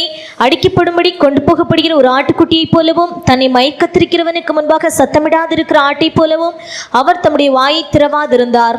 பாருங்க, ஏசப்பா எப்படி நமக்காக பாடுபட்டாங்களாம், வாய் திறவாதவராய், திறக்க முடியாதவராய் மாற்றப்பட்டார். ஏசப்பா என்ன செய்யலை, அவரை பாடுபடுத்தும் போது வாய் திறந்து எதுவுமே பேசலை. அப்படி அவர் பேச நினைச்சதுனால அவருக்கு மரண ஆக்கினையை அவங்க என்ன செஞ்சாங்க, இவர் இப்படி சொன்னதுனால இவர் மரணத்துக்கு பாத்திரன் அப்படின்னு சொல்லிட்டு அப்புறம் அவரால் பேச முடியாதவராக என்ன செஞ்சிட்டாங்க, மாற்றிட்டாங்க. 1 பேதுரு 2:23 வாசித்தோம். 1 பேதுரு 2:23 நம்ம வாசிக்கும் போது ஏசப்பா என்ன செய்தாங்களாம், வையப்படும் போது பதில் வையலையாம். இப்போ நம்மளை பார்த்து ஒருத்தங்க திட்டுறாங்கன்னு வைங்களேன், ஹஸ்பண்ட் ஒய்ஃபை திட்டுறாங்க, ஒய்ஃப் ஹஸ்பண்டை திட்டுறாங்க, யாரோ ஒருத்தங்க திட்டுறாங்க. திட்டும்போது இன்னொரு ஆப்போசிட் சைடில் இருக்கவங்க நினச்சோம், ஹஸ்பண்ட் தான் கோவத்தில் ஒய்ஃபை திட்டுறாங்க, ஒய்ஃப் அமைதியாக போயிட்டாங்கன்னா அந்த இடத்துல என்னவே இருக்காது, பிரச்சனையே இருக்காது. ஒரு இடத்துல ஒரு வீட்டில் பிரச்சனை உண்டாகுதுன்னா காரணம் ஒருத்தங்க கோவப்படும் போது இன்னொருத்தங்க என்ன செய்கிறாங்க, மாறி பேசுகிறனால தான் அந்த வீட்டில் பிரச்சனையே உருவாகுது. அமைதியாக இருந்து பாருங்க, பிரச்சனையே அப்படியே சால்வ் ஆயிரும். கொஞ்ச நேரம் திட்டுவாங்க, சரி இவ தான் பேசலை, என்ன இவகிட்ட கத்தி என்ன பிரயோஜனம், நம்ம எனர்ஜியை தான் வேஸ்ட் பண்ணிட்டு இருக்கோம்னு சொல்லிட்டு என்ன செஞ்சுருவாங்க, போயிடுவாங்க. அப்போ நம்ம அந்த இடத்துல ஏசப்பா பாருங்க, அவங்க ஏசப்பாவை திட்டும் போது ஏசப்பா என்ன செஞ்சுருக்கலாம், ஏசப்பா பேதுருவை பார்த்து சொன்னாங்க, எனக்கு பின்னாக போ சாத்தானேன்னு சொல்லி சொன்னாங்க. பாருங்கள், அவருடைய சொந்த சீஷன் அவரையே இப்படி கடிந்து கொண்டவர் ஏசப்பாவை பார்த்து அவ்வளோ நிந்தையான ஏச்சுக்கள் எல்லாம் செய்கிறாங்க. நீ யார், யூதருக்கு ராஜாவா, அப்படிலாம் அநேக காரியங்களை கேட்குறாங்க. ஆனால் பாருங்கள், ஏசப்பா என்ன செய்யவே இல்லையா, பதில் பேசவே இல்லையா. தன்னை அடிக்கப்படும்படி கொண்டு போகப்படுகிற ஆட்டை போலவும், மயிர் கத்திரிக்கிறவனுக்கு முன்பாக சத்தமிடாது இருக்கிற ஆட்டை போலவும் என்ன செஞ்சாங்களா, அமைதியாக இருந்தாங்க. நம்ம சும்மா ஒரு ஆட்டை போய் பிடிச்சாலும் அது என்ன சத்தப்படும், மேன் சத்தம் போட்டுகிட்டே இருக்காங்க. ஆனால் ஏசப்பா என்னவே செய்யலையா, சத்தமே போடாம அமைதியா இருந்தாங்களா. எவ்வளோ அடிச்சாங்க, என்னெல்லாம் ஏசப்பா காயப்படுத்துனாங்க, ஆனால் ஏசப்பா என்ன செய்யவே இல்லை, சத்தம் போடவே இல்லை, அமைதியா இருந்தாங்க. மத்தேயு 26:63 வாசிக்கும், மத்தேயு 26:63 வாசிக்கும் போது, 27:12 வாசிக்கும் போதும், இயேசுவோ பேசாமல் இருந்தார். அப்பொழுது பிரதான ஆசாரியன் அவரை நோக்கி, நீ தேவனுடைய குமாரனாகிய கிறிஸ்துதானா? அதை எங்களுக்கு சொல்லும்படி ஜீவனுள்ள தேவன் பேரில் உன்னை ஆணையிட்டு கேட்கிறேன் என்றான். 66 வரை கண்டினியூ வாசிங்க. அதற்கு இயேசு, நீ சொன்னபடித்தான். அன்றியும் மனுஷகுமாரன் சர்வவல்லவருடைய வலது பார்சத்தில் வீற்றிருப்பதையும் வானத்தின் மேகங்கள் மேல் வருவதையும் இது முதல் காண்பீர்கள் என்று உங்களுக்கு சொல்கிறேன் என்றார். அப்பொழுது பிரதான ஆசாரியன் தன் வஸ்திரங்களை கிழித்துக்கொண்டு, இவன் தேவதூஷணம் சொன்னான், இனி சாட்சிகள் நமக்கு வேண்டியதென்ன? இதோ இவன் தூஷணத்தை இப்பொழுது கேட்டீர்களே, உங்களுக்கு என்னமாய் தோன்றுகிறது என்று கேட்டான். அதற்கு அவர்கள், மரணத்துக்கு பாத்திரனாய் இருக்கிறான் என்றார்கள். பார்த்தீங்களா, ஃபர்ஸ்ட் ஏசப்பா கிட்ட சொல்றாங்க, இவன் ஆலயத்தை இடிச்சு போடுங்க, 3 நாளையில கட்டுவேன்னு சொன்னான்னு சொல்லி பொய் சாட்சிகளை ஏற்படுத்துறாங்க. ஏசப்பா சொன்னாங்க, ஆனால் அது வந்து பொய் சாட்சி, அது வந்து ஒரு ரீசனே இல்லை, ஆனால் அதை ரீசனாக கொண்டு வராங்க. அப்போ ஏசப்பா என்ன செய்யலை, வாய் திறக்கவே இல்லை. 27வது அதிகாரம் 12வது வசனத்தில் வாசித்தா கூட அங்கே வந்து பிலாத்து கேட்குறான், இவங்க உன்னை பற்றி இப்படிலாம் சொல்கிறாங்களே, நீ பதில் சொல்ல மாட்டியா? அப்போ கூட ஏசப்பா என்ன செய்யலை, வாய் திறக்கவே இல்லை. ஆனால் பாருங்க, பிரதான ஆசாரியர் இப்படி கேட்ட உடனே நீ சொன்னபடி தான் அப்படின்னு சொல்லி ஏசப்பா சொன்னாங்க. உடனே அதை பிடிச்சிட்டு என்ன செய்கிறாங்க, இது இவன் மரணத்துக்கு பாத்திரனா இருக்கிறான்னு சொல்லி உடனே என்ன செஞ்சுட்டாங்க, நியாய தீர்ப்பு எழுதிட்டாங்க. இப்போ ஏசப்பா வந்து நன்மையும் பேச முடியாது, தீமையும் பேச முடியாது. ஏசப்பா என்ன செய்கிறாங்க, அந்த இடத்துல அமைதியாக இருக்கிறாங்க. நம்மளும் நமக்கு விரோதமாக நிந்தைகள் அவமானங்கள் வரும்போது நம்ம என்ன செய்யணும், அமைதியாக கர்த்தருடைய சமூகத்தில் சகிக்கக்கூடியவங்களாய் நம்ம காணப்பட வேண்டியது அவசியமாய் காணப்படுகிறது. அப்போஸ்தலர் 8:33 வாசித்தோம். அப்போஸ்தலர் 8:33 வாசிக்கும் போது, அவர் தம்மை தாழ்த்தின போது நியாயம் எடுபட்டு போயிற்று என்று வேதம் சொல்லுது. அவர் தம்மை தாழ்த்தின போது அவருடைய நியாயம் எடுத்து போடப்பட்டது. அவருடைய ஜீவன் பூமியிலிருந்து எடுப்பட்டு போயிற்று. அவருடைய வம்சத்தை யாராலே சொல்லி முடியும் என்பதே. பாருங்க, இப்ப ஏசப்பா தம்மை தாழ்த்தி இருக்காங்க. அவர் ஒரு தேவகுமாரன். இந்த பூமியின் ஜனங்களுக்காக என்ன செஞ்சாங்க, தம்மை தாழ்த்தி இந்த பூமியில ஒரு மனுஷனா பிறந்து பாட அனுபவிச்சுட்டு இருக்காங்க. அவர் இவ்வளோ நிந்தையா பேசுறாங்க. அப்ப ஏசப்பா அவருடைய நியாயத்தை கூட என்ன செய்ய முடியல, சொல்ல முடியல. இப்ப நம்ம என்ன செய்யறோம், நியாயம் பேசுறோம். ஒரு பிரச்சனை வந்துட்டுனா நம்ம என்ன செய்யறோம், நியாயம் பேசுறோம். நான் செஞ்சது தப்பா, நீங்க செஞ்சது தான் தப்பு, நீங்க அப்படி செஞ்சீங்க இப்படி செஞ்சீங்க, நம்ம உடனே என்ன செய்யறோம், நியாயம் பேசுறோம். பாருங்க, நம்ம கிட்ட தப்பே இல்லாட்டாலும் நம்ம அமைதியா போறதுனால நம்ம என்ன செய்ய மாட்டோம், குறைஞ்சி போக மாட்டோம். நம்முடைய வாழ்க்கையில அது நமக்கு வந்து ஒரு பெரிய ஒரு ஆசீர்வாதத்தை கொண்டு வரக்கூடியதாய் காணப்படும். பாருங்க, குணசாலியான ஸ்திரீ யாருன்னா, இருதயத்தில் அமைதலுள்ள சாந்தமான ஒரு குணத்தை பெற்றுக்கிறவ தான் குணசாலியான ஸ்திரீ. பாருங்க, அப்போ ஆண்கள்னா எப்படி வேணாலும் பேசலாமா அப்படின்னா அப்படி கிடையாது. பாருங்க, ஏசப்பாவே அமைதியா போயிருக்காங்க. அப்ப நம்ம மாறி பேசி சண்டை போட்டு பிரச்சனை பண்றதுல என்ன இருக்கு? அப்ப நம்ம என்ன செய்யணும், நம்ம கர்த்தருக்காக சகிக்கக்கூடியவங்களாய் நம்ம காணப்படணும். நம்ம தப்பு செஞ்சு நம்மளை குற்றப்படுத்தும் போது நம்ம அமைதியாக இருக்கிறதுனால பிரயோஜனம் இல்லை. நம்ம தப்பு செய்யாத போதும் நம்ம அமைதியாக இருந்தோம்னா அதுதான் நமக்கு ஆசீர்வாதத்தை கொண்டு வரக்கூடியதாக காணப்படும். மாறி மாறி பேசி குடும்பத்தில் சமாதான குறைவை கொண்டு வருகிற ஒரு அனுபவம் என்ன செய்யக்கூடாது, நம்முடைய வாழ்க்கையில் காணப்படக்கூடாது. எவ்வளவு நம்மளால் சகிக்க முடியுமோ, பொறுக்க முடியுமோ. பாருங்க, சொல்லுவாங்க, கொஞ்ச நேரம் சகிச்ச இடத்த சொல்லுவாங்க, பொறுத்தது போதும் பொங்கி எழுன்னு சொல்லிட்டு அப்புறம் அவ்வளோதான். அதுக்கு முன்னாடி என்ன செஞ்சுருக்கலாம், பேசியிருக்கலாம்னு நினைப்பாங்க. அவ்வளோத்துக்கு என்ன செய்வாங்க, பிற்பாடு அவ்வளோமா சண்டை போடுவாங்க. ஆனால் நம்ம என்ன செய்யணும், அப்படி இருக்கக்கூடாது.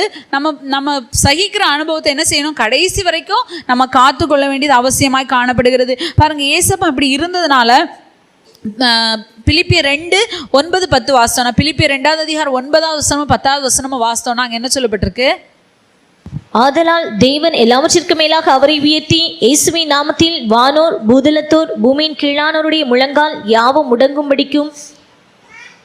பாருங்க, ஏசப்பா தன்னுடைய சிலுவையின் மரண பரியந்தம் தன்னை தாழ்த்தினதுனால என்ன செஞ்சாங்களாம், எல்லா நாமத்திற்கும் மேலாக இயேசு கிறிஸ்துடைய நாமம் உயர்த்தப்பட்டது.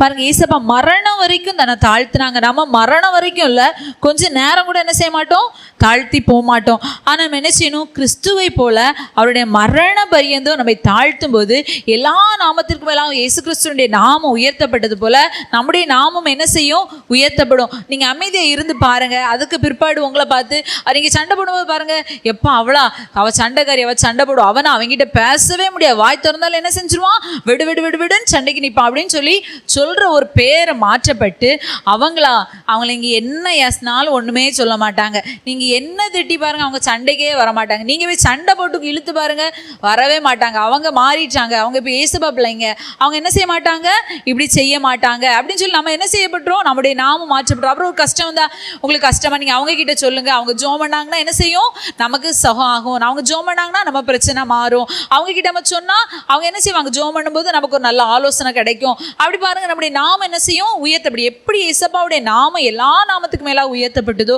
எல்லா முழங்கால்களும், வானோர் பூதலத்தார் யாவரும் பாருங்க, பரலோகத்தில் இருக்கிறவங்களும் பூமியில இருக்கிறவங்க எல்லாருடைய முழங்கால்களும் கர்த்தருக்கு முன்பாக முடங்கக்கூடிய ஒரு வல்லமை தேவன் என்ன கொடுத்தாங்க, யாரு கொடுத்தாங்க, பிதாவாகிய தேவன் குமாரனாகிய கிறிஸ்துவுக்கு கொடுத்தாங்க. கிறிஸ்துவுடைய நாமம் என்ன செய்தது, உயர்த்தப்பட்ட. நம்ம கர்த்தருக்காக பாடு சகிக்கும் போது, சகிக்கிறவர்களாய், தாழ்த்துகிறவர்களாய், வாய் திறவாதவர்களாய் நம்ம காணப்படும் போது, எல்லாவற்றிற்கும் மேலாக இயேசப்பா என்ன செய்வாங்க, நம்மை உயர்த்தக்கூடியவங்களாக காணப்படுவாங்க. இயேசப்பாப்பட்ட அதே அனுபவத்தை நாம நம்முடைய வாழ்க்கையிலையும் பெற்றுக்கொள்ள வேண்டியது அவசியமாய் காணப்படுகிறது. நான்காவதா பார்த்தோம்னா, ஏசாயா 53 அதிகாரம் 9வது வசனத்தை வாசிக்கும்போது, ஏசாயா 53:9 வாசிக்கும்போது, துன்மார்க்கரோடே அவருடைய பிரேத குழியை நியமித்தார்கள், ஆனாலும் அவர் மரித்தபோது ஐஸ்வர்யவானோடே இருந்தார், அவர் கொடுமை செய்யவில்லை, அவர் வாயில் வஞ்சனை இருந்ததும் இல்லை. 12வது வசனம், அவர் தம்முடைய ஆத்துமாவை மரணத்தில் ஊற்றி அக்கிரமக்காரரில் ஒருவராக எண்ணப்பட்டு. பாருங்க, இங்க ஏசப்பா பாருங்க, அவர் ஒரு தேவகுமாரன், பிதாவுடைய மடியில செல்ல பிள்ளையா இருந்தவர் இந்த பூமிக்கு வந்து பாடுபட்ட போது என்ன செஞ்சாங்களாம், துன்மார்க்கரோடு அவருடைய பிரேத குழியை நியமித்தார்களாம். அவர் யாரு, ஒரு நீதிபரராகிய தேவன். ஆனா பாருங்க, அவர் வந்து துன்மார்க்கர் கூட அவரை வச்சாங்களாம், அக்கிரமக்காரரில் ஒருவராக நமக்காக எண்ணப்பட்டாங்க.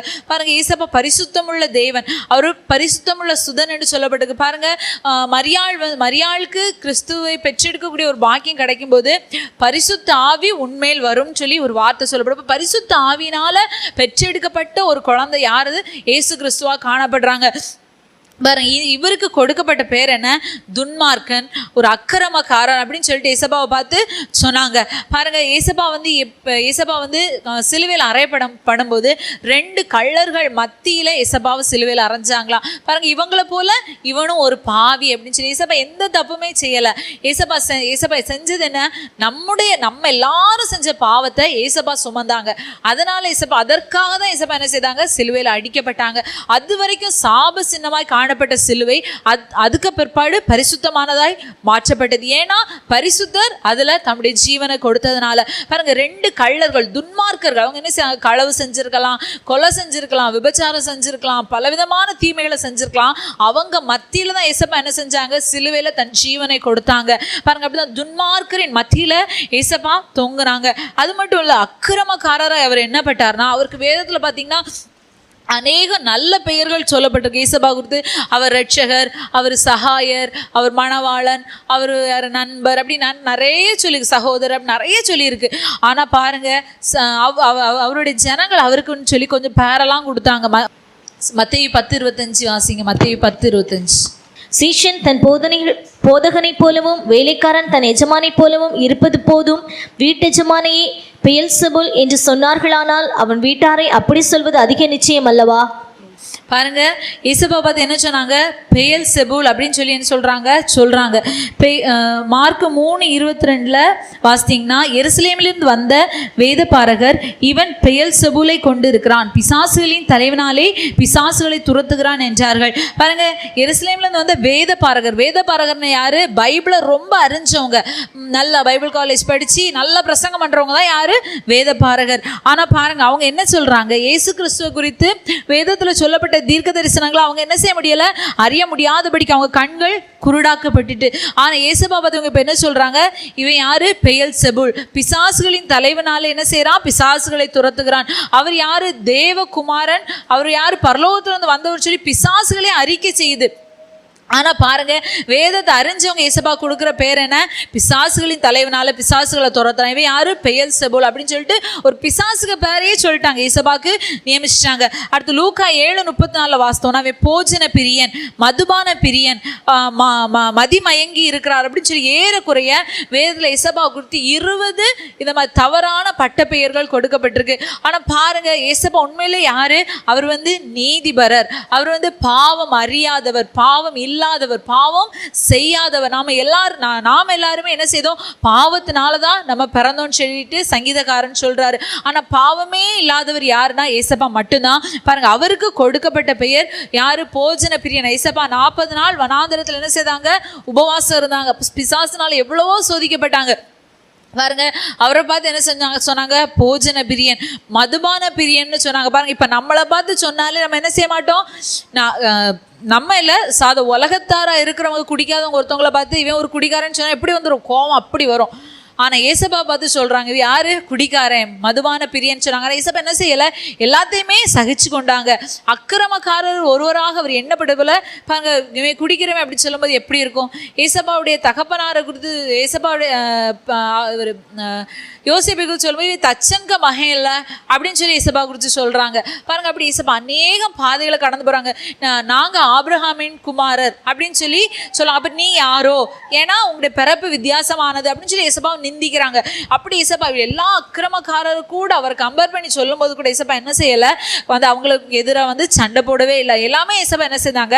சகிச்சாங்க. அதனால ஏசப்பா கிடைச்ச பலன் என்ன சொல்லி பார்த்தோம்னா, அதை 9வது வசனம் ஏசாயா 53:9 வாசிக்கும் போது, துன்மார்க்கருடைய அவருடைய பிரேத குழியை நியமித்தார்கள், ஆனாலும் அவர் மரித்தபோது ஐஸ்வர்யவானோட இருந்தார், அவர் கொடுமை செய்யவில்லை, அவர் வாயில் வஞ்சனை இருந்ததும் இல்லை. பாருங்க, ஏசப்பா மரித்த போது ஐஸ்வர்யவான்களோடு கூட இருந்தார் அப்படின்னு வேதம் சொல்லுது.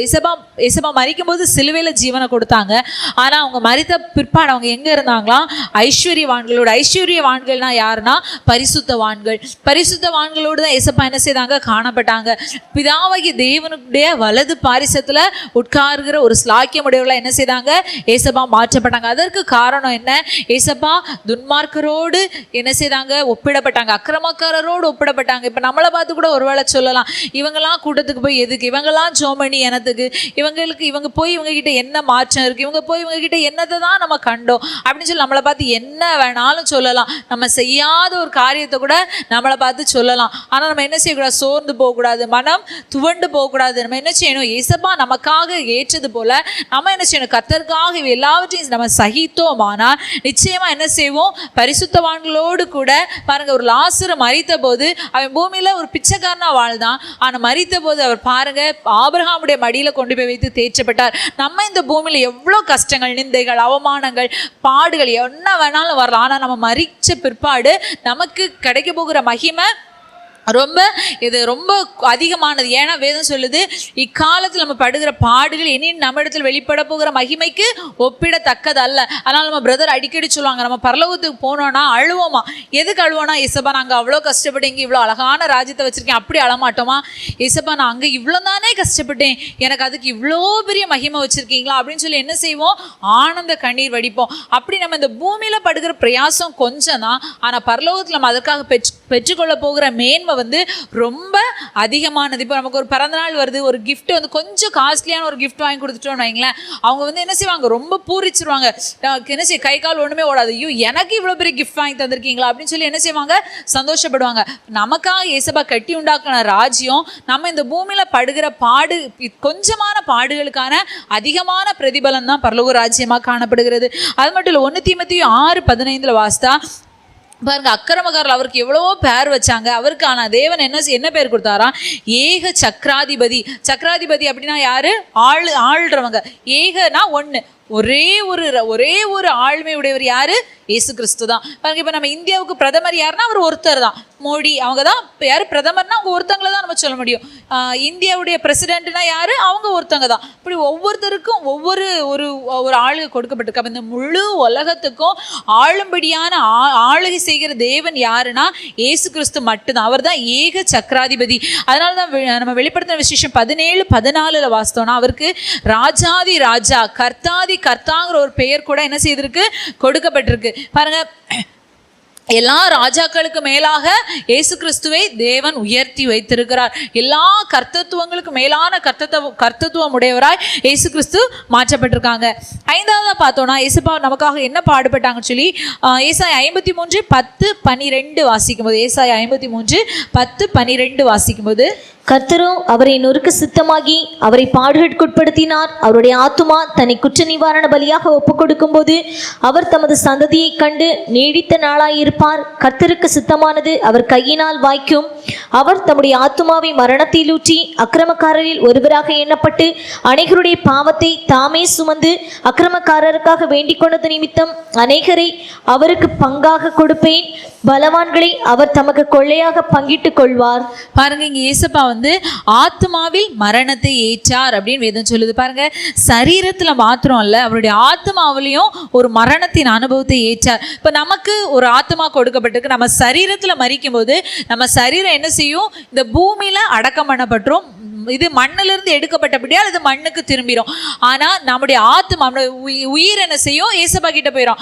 ஆவி தன்னை தந்த தேவனிடத்திற்கு போய்விடும்.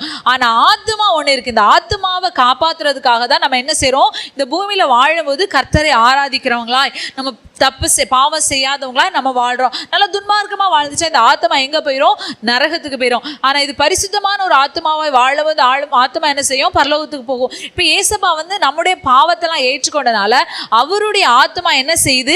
இந்த மரணத்தை ஏற்றுக்கொள்கிற. மரணம் என்பது பிரிவு. மரணம்னா என்னது? பிரிவு. இப்போ ஏசப்பாவுடைய ஆத்மாவில் உண்டான பிரிவு என்ன? தேவனை விட்டு அவர் பிரிந்தார். ஏசப்பா பாவத்தை ஏற்றுக்கொண்ட போது இந்த பாவத்தினால என்ன செய்ய முடியல? பிதாவின் முகம் ஏசப்பாவுக்கு மறைக்கப்பட்டது. பாருங்க, ஏசப்பா அவர் படபோடுற பாட குறித்து வருத்தப்படலை, வேதனைப்படலை. அவர் சொல்றாரு, பிதாவே உமக்கு சித்தமானால் இந்த பாத்திரம் என்னை விட்டு நீங்க கூடுமானால் நீங்கும்படி செய்யும். ஏன் இப்படி சொல்றாருன்னா, எனக்கு இவ்வளோ அடி நான் வாங்கணும், இவ்வளோ காயம் படணும், இவ்வளோ நிந்தையான சொற்களை நான் கேட்கணும், அது எனக்கு முடியாது பிதாவே அப்படின்னு சொல்லி ஏசப்பா சொல்லல. உங்க முகம் மறைக்கப்படுகிற அந்த கொஞ்ச நேரம் என்னால ஏற்றுக்கொள்ளப்பட முடியாது ஏசப்பா. நீங்க ரொம்ப நேசிக்கிற ஒருத்தங்களை நீங்க பார்க்க முடியாத ஒரு சூழ்நிலை வரும்போது தான் தெரியும், ஐயோ அவங்கள பார்க்க முடியலையே, அவங்கள எப்போ பார்ப்பேன், அவங்க எப்போ வருவாங்க. இப்போ ஒரு ஹஸ்பண்ட் ஃபாரின்ல இருக்காங்க, அவங்க 2 வருஷம் கழிச்சு வரும்போது தான் அந்த மனைவி அவ்வளோ ஈகராக இருப்பாங்க. எப்போ வருவாங்கன்னு சொல்லி ஆவலாக இருந்துட்டு இருப்பாங்க. அவங்கள பார்க்கணும், அவங்க கிட்ட பேசணும். என்னதான் ஃபோனில் பார்த்தாலும் பேசினாலும் அந்த நேரில் பார்க்கும்போது அந்த ஆனந்தமே வித்தியாசமாக இருக்கும். பாருங்க, அதே நேரம் இப்போ ரொம்ப அன்பாக இருக்கவங்களுக்குள்ள சண்டை அவங்க பிரிகிறாங்கன்னு வைங்களேன். அவங்க கொஞ்ச நேரம் ஒரே வீட்டில் இருந்து கொஞ்ச நேரம் பேசாட்டாலும் என்ன செய்வாங்க? அப்படியே சுற்றி வருவாங்க. ஏன்டா பேச மாட்டாங்களா? நமக்கு இறங்கி போகிறதுக்கும் கொஞ்சம் கஷ்டமாக இருக்கும். அதே நேரத்தில் அவங்க இறங்கி வரணும்னு விரும்புவோம். நம்ம பேசவும் மாட்டோம். பேசாமல் இருந்தாலும் கஷ்டமாக இருக்கும். முகம் துக்கமாக இருக்கிறத பார்த்தாலும் என்ன செய்ய முடியாது? நம்மளால் அதை தாங்கி கொள்ள முடியாது. இப்போ அதே போல தான் பிதாவின் முகம், ஏசப்பா பிதாவுடைய மடியில் செல்ல பிள்ளையாக இருந்தாங்க. அவருக்காக பூமிக்கு இறங்கி வந்தாங்க, நமக்காக பூமிக்கு இறங்கி வந்தாங்க. இப்போ பிதாவின் முகம் மறைக்கப்பட போகிற ஒரு சில மணி நேரங்கள், அந்த ஆக்கினிய சரீரத்தில் ஏசப்பா ஏற்கிற கொஞ்ச நேரம் பிதாவுடைய முகம் யாருக்கு? கிறிஸ்துவுக்கு மறைக்கப்படும். அந்த வேலையை ஏற்றுக்கொள்ள முடியாம தான் ஏசப்பா என்ன சொல்றாங்க? இந்த பாத்திரம் என்னை விட்டு நீங்க கூடுமானால் நீங்கும்படி செய்யும் அப்படி சொல்றாங்க. அப்ப தேவனை விட்டு பிரிக்கப்படுகிற ஒரு அனுபவத்தின் பாதையில ஏசப்பா கடந்து போனாங்க. பாருங்க, ஒரு கைவிடப்படுகிற ஒரு அனுபவம். பிதா கூட என்ன செய்ய முடியல? உதவி செய்ய முடியல. ஏன்னா நம்முடைய பாவங்கள், நம்முடைய அக்கிரமங்கள், நம்முடைய மீறுதல்கள் அவ்வளோ கொடுமையா இருந்தது. பாருங்க, நம்ம ஒருத்தங்க செஞ்ச பாவத்திற்குரிய பிரதிபலனே பயங்கரமா இருக்கும். நம்ம எல்லாருக்குள்ளதையும் சேர்த்து சுமக்கும் போது அவர் எப்படி கஷ்டப்பட்டிருப்பார்னு பாருங்க. அவர் நம்முடைய பாவங்களை ஏற்றும்போது முழுமையா ஒரு மனுஷனா ஏசப்பா மாற்றப்பட்டாங்க. எந்த ஒரு தெய்வீக வல்லமை எதுவுமே இல்லாத ஒரு மனுஷனா ஏசப்பா என்ன செஞ்சாங்க? மாற்றப்பட்டாங்க. அதனால சொல்றாங்க, ஏசப்பா ஒரு ஆண்டவர்கிட்ட ஜெபம் பண்ணியிருந்தா ஒரு தூதன் வந்தா 12 லேகியோனுக்கு அதிகமான தூதர்கள் வருவாங்க அப்படின்னு சொல்லி ஏசப்பா சொல்றாங்க, ஏசப்பாவை காப்பாத்துறதுக்கான. அந்த இடத்துல பாருங்க, அவர் எந்த ஒரு தேவகுமாரன்கிற இடமே இல்லாத அளவுக்கு ஒரு மனுஷனை போலவே என்ன செஞ்சாங்க? அந்த பாடுகளின் பாதையில் அவருடைய ஆத்மா மரணத்தை சந்திக்கிற அனுபவத்துக்கு நடந்து போனாங்க. ஏசாயா 53:8 நம்ம வாசித்தோம்னா, அவர் இடுக்கண்ணிலும் நியாய தீர்ப்பிலும் இருந்து எடுக்கப்பட்டார். அதாவது நியாய தீர்ப்பிலிருந்து எடுக்கப்பட்டார்னா அவருக்கு நியாயம் பேசுறதுக்கோ அங்கே வழக்காடுற ஒரு அனுபவமே இல்லை.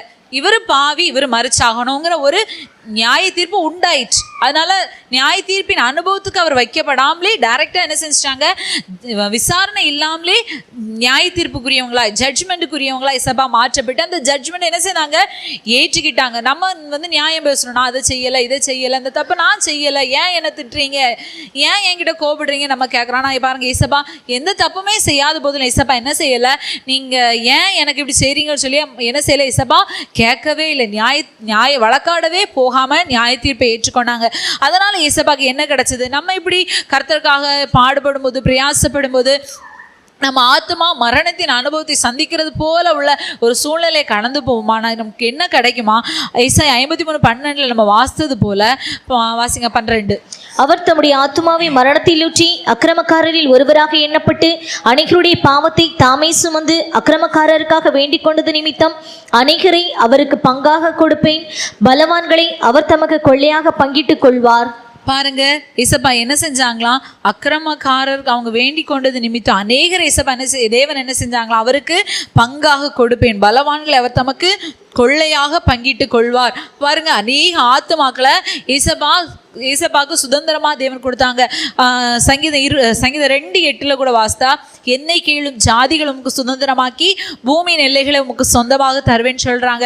ஏசாயா 43:4 வாசிக்கும் போது ஏசப்பா தேவன் சொல்றாங்க, உனக்கு பதிலாக மனுஷர்களையும் உன் ஜீவனுக்கு ஈடாக ஜனங்களையும் தருவேன். பாருங்க ஏசப்பா பட்ட பிரயாசத்திற்கு பதிலாக ஏசப்பாக்கு என்ன கிடைச்சது, அநேக ஆத்துமாக்கள். பாருங்க இந்த நாள் இத்தனை வருஷங்கள் 2000 வருஷங்களா எத்தனை ஆத்துமாக்கள் ஏசப்பாக்காக கொடுக்கப்பட்டிருக்கு. பாருங்க எவ்வளவோ சபைகள் வளர்ந்துருக்கு. அந்த நாட்களில் சபைகள் கிடையாது, ஆனால் ஏசப்போட மரணத்திற்கு பிற்பாடு பாருங்க அநேக சபைகள், எத்தனை கோடிக்கணக்கான சபைகள், கோடியான ஆத்துமாக்கள் கர்த்தரின் பட்சமாக திருப்பப்பட்டிருக்கு. ஏசப்பாவுக்கு சொந்த ஜனங்களாக கொடுக்கப்பட்டிருக்கோம். நம்ம கூட அப்படிப்பட்ட ஒரு அனுபவத்தை இன்னைக்கு பெற்றிருக்கிறோம்னா அதற்காக ஏசப்பா என்ன செஞ்சாங்க, தம்முடைய ஆத்மாவை மரணத்தில் ஊற்றினது தான் அதற்கு காரணமாக. நம்ம ஏசப்பாவுடைய சொந்த ஜனமாக கொடுக்கப்பட்டதற்கு காரணமாய் காணப்படும். நம்ம இப்படி கர்த்தருக்காக நம்முடைய ஆத்மாவில் சஞ்சலங்கள், வியாகுலங்கள், தவிப்புகள் இதெல்லாம் நம்ம வந்து கர்த்தருக்காக ஏற்றுக்கொள்ளும் போது நம்மளும் என்ன செய்வோம், நமக்கும் ஏசப்பா ஆத்மாக்கள் நம்ம மூலமாக ஆத்மாக்கள் ரட்சிக்கப்படுவதற்கு ஏற்ற விதத்தில் ஏசப்பா நம்மை வழி நடத்தக்கூடிய காணப்படுவாங்க. ஆறாவதா பார்த்தோம்னா ஏசாயா 53:3 வாசிக்கும் போது, ஏசாயா 53:3 வாசிக்கும் போது, அவர் அசட்டை பண்ணப்பட்டவரும் மனுஷரால் புறக்கணிக்கப்பட்டவரும் துக்கம் நிறைந்தவரும் பாட அனுபவித்தவருமாயிருந்தார். அவரை விட்டு நம்முடைய முகங்களை மறைத்து கொண்டோம். அவர் அசட்டை பண்ணப்பட்டிருந்தார், அவரை எண்ணாமற் போனோம். பாருங்க ஏசப்பா என்ன செஞ்சிருந்தாங்களாம், அசட்டை பண்ணப்பட்டிருந்தார், புறக்கணிக்கப்பட்டார் அப்படின்னு சொல்லி இங்க சொல்லுது. ஏசப்பா என்ன செஞ்சாங்களாம், அசட்டை பண்ணப்பட்டிருந்தாங்களாம். அவர் வந்து ஒரு பெரிய தேவன், ஆனா அசட்டை பண்றதுலாம் என்ன கண்டுக்கவே இல்லை. ஒரு காரியம் சொல்றாங்கன்னா, இப்போ நம்மளை பார்த்து ஒருத்தங்க நம்ம கிட்ட ஒரு காரியத்தை சொல்லும்போது அவங்க ரொம்ப கனத்துக்குரியவங்கன்னா என்ன செய்வோம், அமைதியா கேட்டுக்கிட்டே நிற்போம். இப்போ பிரதர் ஒரு காரியங்களை சொல்றாங்கன்னா என்ன செய்வோம், அப்படி அமைதியா பக்தியா செய்வோம், பிரதர் என்ன சொல்றாங்க அப்படி கேட்டுட்டே இருப்போம். அதே இன்னொருத்தங்க ஏதோ சாதாரணமாக சொன்னா அப்போ அப்படி சொல்லிட்டு மெசேஜ். இப்போ ஒரு குட்டி பிள்ளை வந்து ஏதோ சொல்லுதுன்னா என்ன சும்மா அமைதியார் எதுவும் பேசாதுன்னு செய்வோம், அது வந்து தட்டி விட்டுருவோம். அப்படி ஏசப்பா என்ன செய்திருந்தாங்க, அசட்டை பண்ணப்பட்டிருந்தாங்க, புறக்கணிக்கப்பட்டிருந்தாங்க, ஒதுக்கி வச்சாங்களாம் ஏசப்பாவை. அவர் வளர்ந்து வரும்போது நம்ம முதலே தியானிச்சது போல பாருங்க, அவரை வந்து புறக்கணிச்சு வச்சாங்க. இவன் யாரு, நம்மளாம் ஆபிரகாமின் சந்ததி, இவன் யாருன்னே தெரியாது, எப்படி பிறந்தானே தெரியாதுன்னு சொல்லி ஏசப்பா என்ன செய்திருந்தாங்க, புறக்கணித்து வைத்திருந்தாங்க. அதனால தான் வேதம் சொல்லுது, எபிரேயர் 13:11-12 வாசிக்கும் போது, எபிரேயர் 13:11-12 வாசிக்கும் போது, ஏனென்றால் எந்த மிருகங்களுடைய இரத்தம் பாவங்களின் நிமித்தமாக பரிசுத்த ஸ்தலத்துக்குள் பிரதான ஆசாரியனாலே கொண்டு வரப்படுகிறதோ அந்த மிருகங்களின் உடல்கள் பாளையத்துக்கு புறம்பே சுட்டரிக்கப்படும். ஆகையால் நாம் அவருடைய நிந்தையை சுமந்து பாளையத்துக்கு புறம்பே அவரிடத்திற்கு புறப்பட்டு போக கடவோம். பார்த்தீங்களா, ஏசப்பா என்ன செஞ்சாங்களாம், பாளையத்திற்கு புறம்பே பாடுபட்டாங்க. இப்போ ஒரு மிருகத்தை ஒரு பாவத்திற்காக அடிக்கிறாங்கன்னா அதோடைய ரத்தம் என்ன செய்யும், பலிபீடத்திற்கு மகாபரிசுத்த ஸ்தலத்துக்குள்ள பிரதான ஆசாரியனால கொண்டு வரப்படும். ஆனால் அதோடைய சரீரம் எங்க சுட்டரிக்கப்படுமா, பாளையத்துக்கு புறம்பாக தான் என்ன செய்யுமா, சுட்டரிக்கப்படுமா. அது போல தான் பாருங்க ஏசப்பா கூட நிந்தைய சுமந்து பாளையத்துக்கு புறம்பே தான் என்ன செய்தாங்க, பாடுபட்டாங்க. அப்போ அவரிடத்துல நம்மளும் கடந்து போகணும் வேதம் சொல்லுது. பாருங்க ஏசப்பா நமக்காக புறம்பே பாடுபடக்கூடியவங்களாய் ஒதுக்கப்பட்ட ஒரு அனுபவத்துல பாடுபட்டாங்க. யோவான் 1:11 நம்ம வாசிக்கும் போது வேதம் சொல்லுது, அவருக்கு சொந்தமானவர்கள் அவரை ஏற்றுக்கொள்ளவில்லை, அவருக்கு சொந்தமானதே வந்து அவருடைய சொந்த ஜனத்தை ரட்சிக்க முடியாத ஏசப்பா அந்த பூமிக்கு வந்தாங்க. பாருங்க வேதம் அப்படிதான் சொல்லுது. என் சொந்த ஜனத்தை ரட்சிக்க தான் நான் வந்தேன், என்னுடைய சொந்த ஆட்டுக்குட்டிகளை மீட்கும்படியாக தான் நான் வந்தேன் அப்படின்னு சொல்லி சொல்கிறாங்க. ஆனால் பாருங்க, அந்த ஜனம் அவரை ஏற்றுக்கொள்ளவில்லை. யூதா கோத்திரத்தில் பிறந்தவர் தான் யாரு? இயேசு கிறிஸ்து. ஆனால் பாருங்க, அந்த இஸ்ரவேல் ஜனத்தை மீட்கிறதுக்காக தான் ஏசப்பா வந்தாங்க. இந்த இஸ்ரவேல் ஜனங்கள் ஏசப்பாவை ஏற்றுக்கொள்ளாததுனால இன்னைக்கு வரைக்கும் அவங்க என்ன செய்யலைன்னா இயேசு கிறிஸ்துவை ஏற்றுக்கொள்ளலை. இஸ்ரேல் வந்து ஒரு கிறிஸ்தவ நாடு தான், ஆனால் அவங்க என்ன செய்துட்டு இருக்காங்க? மேசியா வருவார்னு சொல்லி இப்போ இந்த செகண்ட்ல கூட அவங்க என்ன செய்வாங்க? மேசியா வருவார் அப்படின்னு சொல்லி தான் அவங்க வெயிட் பண்ணிட்டு இருக்காங்க. இயேசுவை வந்து அவங்க வந்து யாராவே ஏற்றுக்கொள்ளல, கிறிஸ்து அவர் தான் மேசியான்னு சொல்லி ஏற்றுக்கொள்ளல. ஆனா புறஜாதியான ஜனங்கள் என்ன செஞ்சாங்க? ஏசப்பாவை ஏற்றுக்கொண்டாங்க. ஒரு கானானிய ஸ்திரீ வந்து கேட்குறா, எனக்கு என் பிள்ளைக்கு சுகந்தாங்க அப்படின்னு. உடனே ஏசப்பா என்ன சொல்றாங்க? பிள்ளைகளின் அப்பத்தை எடுத்து நாய்க்குட்டிக்கு போடுறது நல்லதில்லை. பிள்ளைகளுக்கு சாப்பிட வச்சிருக்க சாப்பாடு எடுத்து யாரா நாய்க்குட்டிக்கு போடுவோமா? போட மாட்டோம். கீழே விழுந்தது மீதியானது என்ன செய்வோம்? போடுவோம். ஆனா பாருங்க, இந்த பிள்ளைகளின் அப்பம், இந்த சுகம் என்கிறது பிள்ளைகளின் அப்பம். இதை வந்து யாருக்கு? நான் புறஜாதிக்கு கொடுக்க மாட்டேன், என் பிள்ளைங்களுக்கு கொடுக்க தான் நான் வந்து ஏசப்பா சொல்றாங்க. ஆனா அந்த கானானிய ஸ்திரீ சொல்றா, ஏசப்பா உண்மைதான் கீழே, ஆனா நீங்க வந்து கீழே விழுந்ததை நாய்க்குட்டி சாப்பிடலாம் ஏசப்பா, அது போல என் பிள்ளைக்கு சுகத்தை தாங்க. அவங்களுடைய சொற்ப விசுவாசம், அவங்களோட விசுவாசம் பெரியுது. ஆனா வந்து அவங்க வந்து எப்படி அதை கேட்டாங்கன்னா, ஒரு சொற்பமான அனுபவத்தை வச்சுதான் கேட்டாங்க. அப்பத்தை கொடுத்தா அப்ப எவ்வளவு மேன்மைன்னு யோசித்து பாருங்க. கீழே விழுந்ததுலயே அவ்வளவு பெரிய சுகம் கிடைக்கும்னா அவருடைய சொந்த ஜனத்துக்கு எவ்வளவு மேன்மையான காரியத்தை ஏசப்பா வச்சிருந்தாங்க. ஆனா அந்த ஜனம் ஏசப்பாவை ஏற்றுக்கொள்ளல. இஸ்ரவேல் ஜனங்கள் தான் என்ன செஞ்சாங்க? ஏசப்பாவை வந்து பாடுபடுத்தினாங்க, மரணத்திற்கு என்ன செய்தாங்க? நியமிச்சாங்க. பிலாத்து கூட சொல்றான், இவர் வந்து இவர்கிட்ட நான் எந்த பாவத்தையும் பார்க்கல, இவர் மரணத்திற்குரிய எந்த ஆக்கினையும் இவர்கிட்ட நான் பார்க்கல, அதனால இவரை தண்டிச்சு நான் விட்டுருவேன் அப்படின்னு. ஆனா உடனே இந்த இஸ்ரவேல் ஜனங்கள், ஆசாரியர்கள், வேத பாரகர், பரிசேயர் எல்லாரும் வந்து என்ன சொல்றாங்கன்னா, இல்ல இவனை வந்து கொலை செய்யுங்கன்னு சொல்லி சத்தம் போட்டுட்டே இருந்தாங்க. பாருங்க, அவருடைய சொந்த ஜனம் அவரை ஏற்றுக்கொள்ளாததுனாலதான் புறஜாதியாராகிய நமக்கு இந்த ரட்சிப்பு இன்னைக்கு கொடுக்கப்பட்டிருக்கிறது. பாருங்க, பெந்தேகோஸ்தே வாழ்க்கை, பெந்தேகோஸ்தே ஜனம் அப்படின்னாலே என்ன செய்வாங்க? சொந்த குடும்பமே என்ன செய்திரும்? நம்ம புறக்கணிக்கக்கூடியதாய் காணப்படும். பாருங்க, ஆதி காலத்தில், அதாவது இதுக்கு ஒரு 20 இயர்ஸ் பேக், ஒரு 20 வருஷத்துக்கு முன்னாடி அப்படிலாம் சொல்லி நம்ம பார்த்தோன்னா, ஏசப்பாவை ஏற்றுக்கொண்டாங்கன்னா குடும்பத்துலேருந்து ஒதுக்கி வச்சுருவாங்க. அவங்க போயிட்டு இருக்கிற ஆலய, இப்போ சிஎஸ்ஏ ஆர்சி அப்படின்னா அதுலேருந்து ஒதுக்கி வச்சுருவாங்க. அப்படி ரொம்ப ஒதுக்கப்படுகிற ஒரு அனுபவம் இருந்தது. சொந்த குடும்பத்தார் பேச மாட்டாங்க, அப்படி பல காரியங்கள் இருந்தது. ஆனால் இந்த நாட்களில் வந்து அது அப்படி இருக்குது, ஆனாலும் என்ன செய்தா கொஞ்சம் குறைவுதான். அப்ப பாருங்க, இப்படி சொந்த ஜனமே என்ன செய்துருவாங்க? புறக்கணிக்கிற ஒரு அனுபவம் காணப்படுது. இப்ப நம்முடைய வாழ்க்கை இப்படிப்பட்ட சூழ்நிலைகள் வரும்போது நம்ம என்ன செய்யணும்? ரொம்ப சந்தோஷமா கர்த்தருக்காக நம்ம வாழ வேண்டியது அவசியமாய் காணப்படுது. ஏசப்பாவையே இது பண்ணாங்க, உதாசீனப்படுத்தினாங்க. அப்ப நம்மலாம் ஏமாத்துறோம். அப்படிப்பட்ட ஒரு அனுபவங்கள் நம்முடைய வாழ்க்கையிலையும் வரும்போது நம்ம என்ன செய்யணும்? கர்த்தருக்காக சந்தோஷமா இருக்கணும். லூக்கா 23:63-65 ஒரு வார்த்தை, ஏசப்பா வந்து ரொம்ப நிந்திக்கிறாங்க, கன்னத்துல அடிக்கிறாங்க, காரி துப்புறாங்க, அவருடைய சிரசுல வந்து முள்முடி வச்சுட்டு என்ன செய்யறாங்க? கம்பனால அடிக்கிறாங்க, அப்படி ரொம்ப பரியாசம் பண்றாங்க. அப்படிப்பட்ட அனுபவத்துல என்ன செய்தாங்க? ஏசப்பா கடந்து போனாங்க. அதை விட இன்னொன்று என்னன்னா, மத்திய 26 நம்ம வாசித்தோம்னா 70, 72, 74 ஏசப்பாவுக்கு ரொம்ப அன்பான ஒரு சீஷன், அதாவது வந்து ஒரு பிரதான சீஷன் கூட நம்ம சொல்லலாம். யாரு? பேதுரு. பாருங்க, அவர் வந்து ஏசப்பாவை 3 தரம் மறுதளிக்கிறார். இயேசு எனக்கு யாரும் தெரியாது, அவர் என்ன செஞ்சிட்டார்? புறக்கணிச்சு தள்ளிட்டார். அடுத்தவங்க கூட இல்லை, ஏசப்பா பின்பற்றாதவங்க இல்லை, ஏசப்பாவுடைய பாடு, ஏசப்பா இப்படி மறிப்பாங்க, ஏசப்பா உயிர்ப்பாங்க, ஏசப்பா நமக்காக ஒரு ராஜ்யத்தை கட்ட போவாங்க அப்படின்னு சொல்லி எல்லாவற்றையும் அறிந்த ஒரு மனுஷன் என்ன செய்துட்டான்?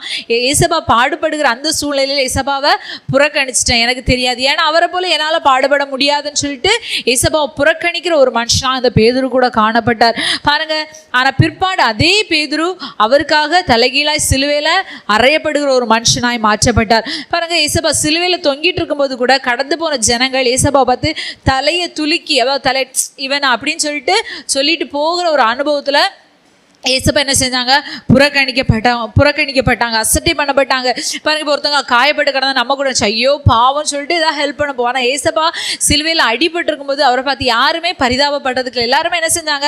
அவரை பார்த்து அசட்டை பண்ணிட்டு என்ன செஞ்சாங்க? புறக்கணித்துட்டா போனாங்க. ஆனால் ஏசப்பாக்கு இதனால கிடைக்கப்பட்ட ஒரு ஆசீர்வாதம் என்னன்னு சொல்லி பார்த்தீங்கன்னா, அவருக்கு மணவாளன் அப்படிங்கிற ஒரு அந்தஸ்து கொடுக்கப்பட்டது. வெளிப்படுத்தின விசேஷம் 19:7 வாசித்தா, வெளிப்படுத்தின விசேஷம் 19:7 வாசிக்கும்போது நாம் சந்தோஷப்பட்டு கணிக்குண்டு அவருக்கு துதி செலுத்த கடவோம். ஆட்டுக்குட்டியானவருடைய கல்யாணம் வந்தது, அவருடைய மனைவி தன்னை ஆயத்தம் பண்ணினாள் என்று சொல்ல கேட்டேன். பாருங்க, இங்க ஏசப்பா ஒரு ஆட்டுக்குட்டியானவருடைய கல்யாணம் வந்தது. ஒரு மணவாளன் அசட்டை பண்ண புறக்கணிக்கப்பட்டு எந்த ஒரு இதுவுமே இல்லாத ஒரு அனுபவத்தில் தள்ளப்பட்டிருந்த இயேசு கிறிஸ்துவுக்கு அவர் இப்படிப்பட்ட பாதையை கடந்து போனதுனால அவர் கிடைச்ச ஸ்லாக்கியம் என்ன?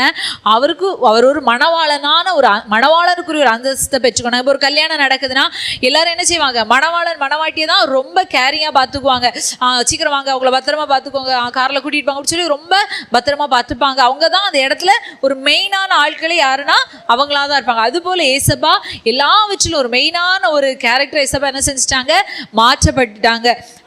அவருக்காக நம்ம பாடுபடும் போது மணவாளனுக்குரிய மணவாட்டியாய் நாமளும் என்ன செய்கிறோம்? மாற்றப்படக்கூடியவங்களாய் காணப்படும். மனைவி தன்னை ஆயத்தம் பண்ணினாள் என்று சொல்லப்பட்டிருக்கு. அப்போ நாமும் கூட ஏசப்பா கூடிய மணவாட்டிகளாய் மாற்றப்படுகிற ஒரு ஸ்லாக்கியத்தை ஏசப்பா நமக்கு தந்திருக்கிறாங்க.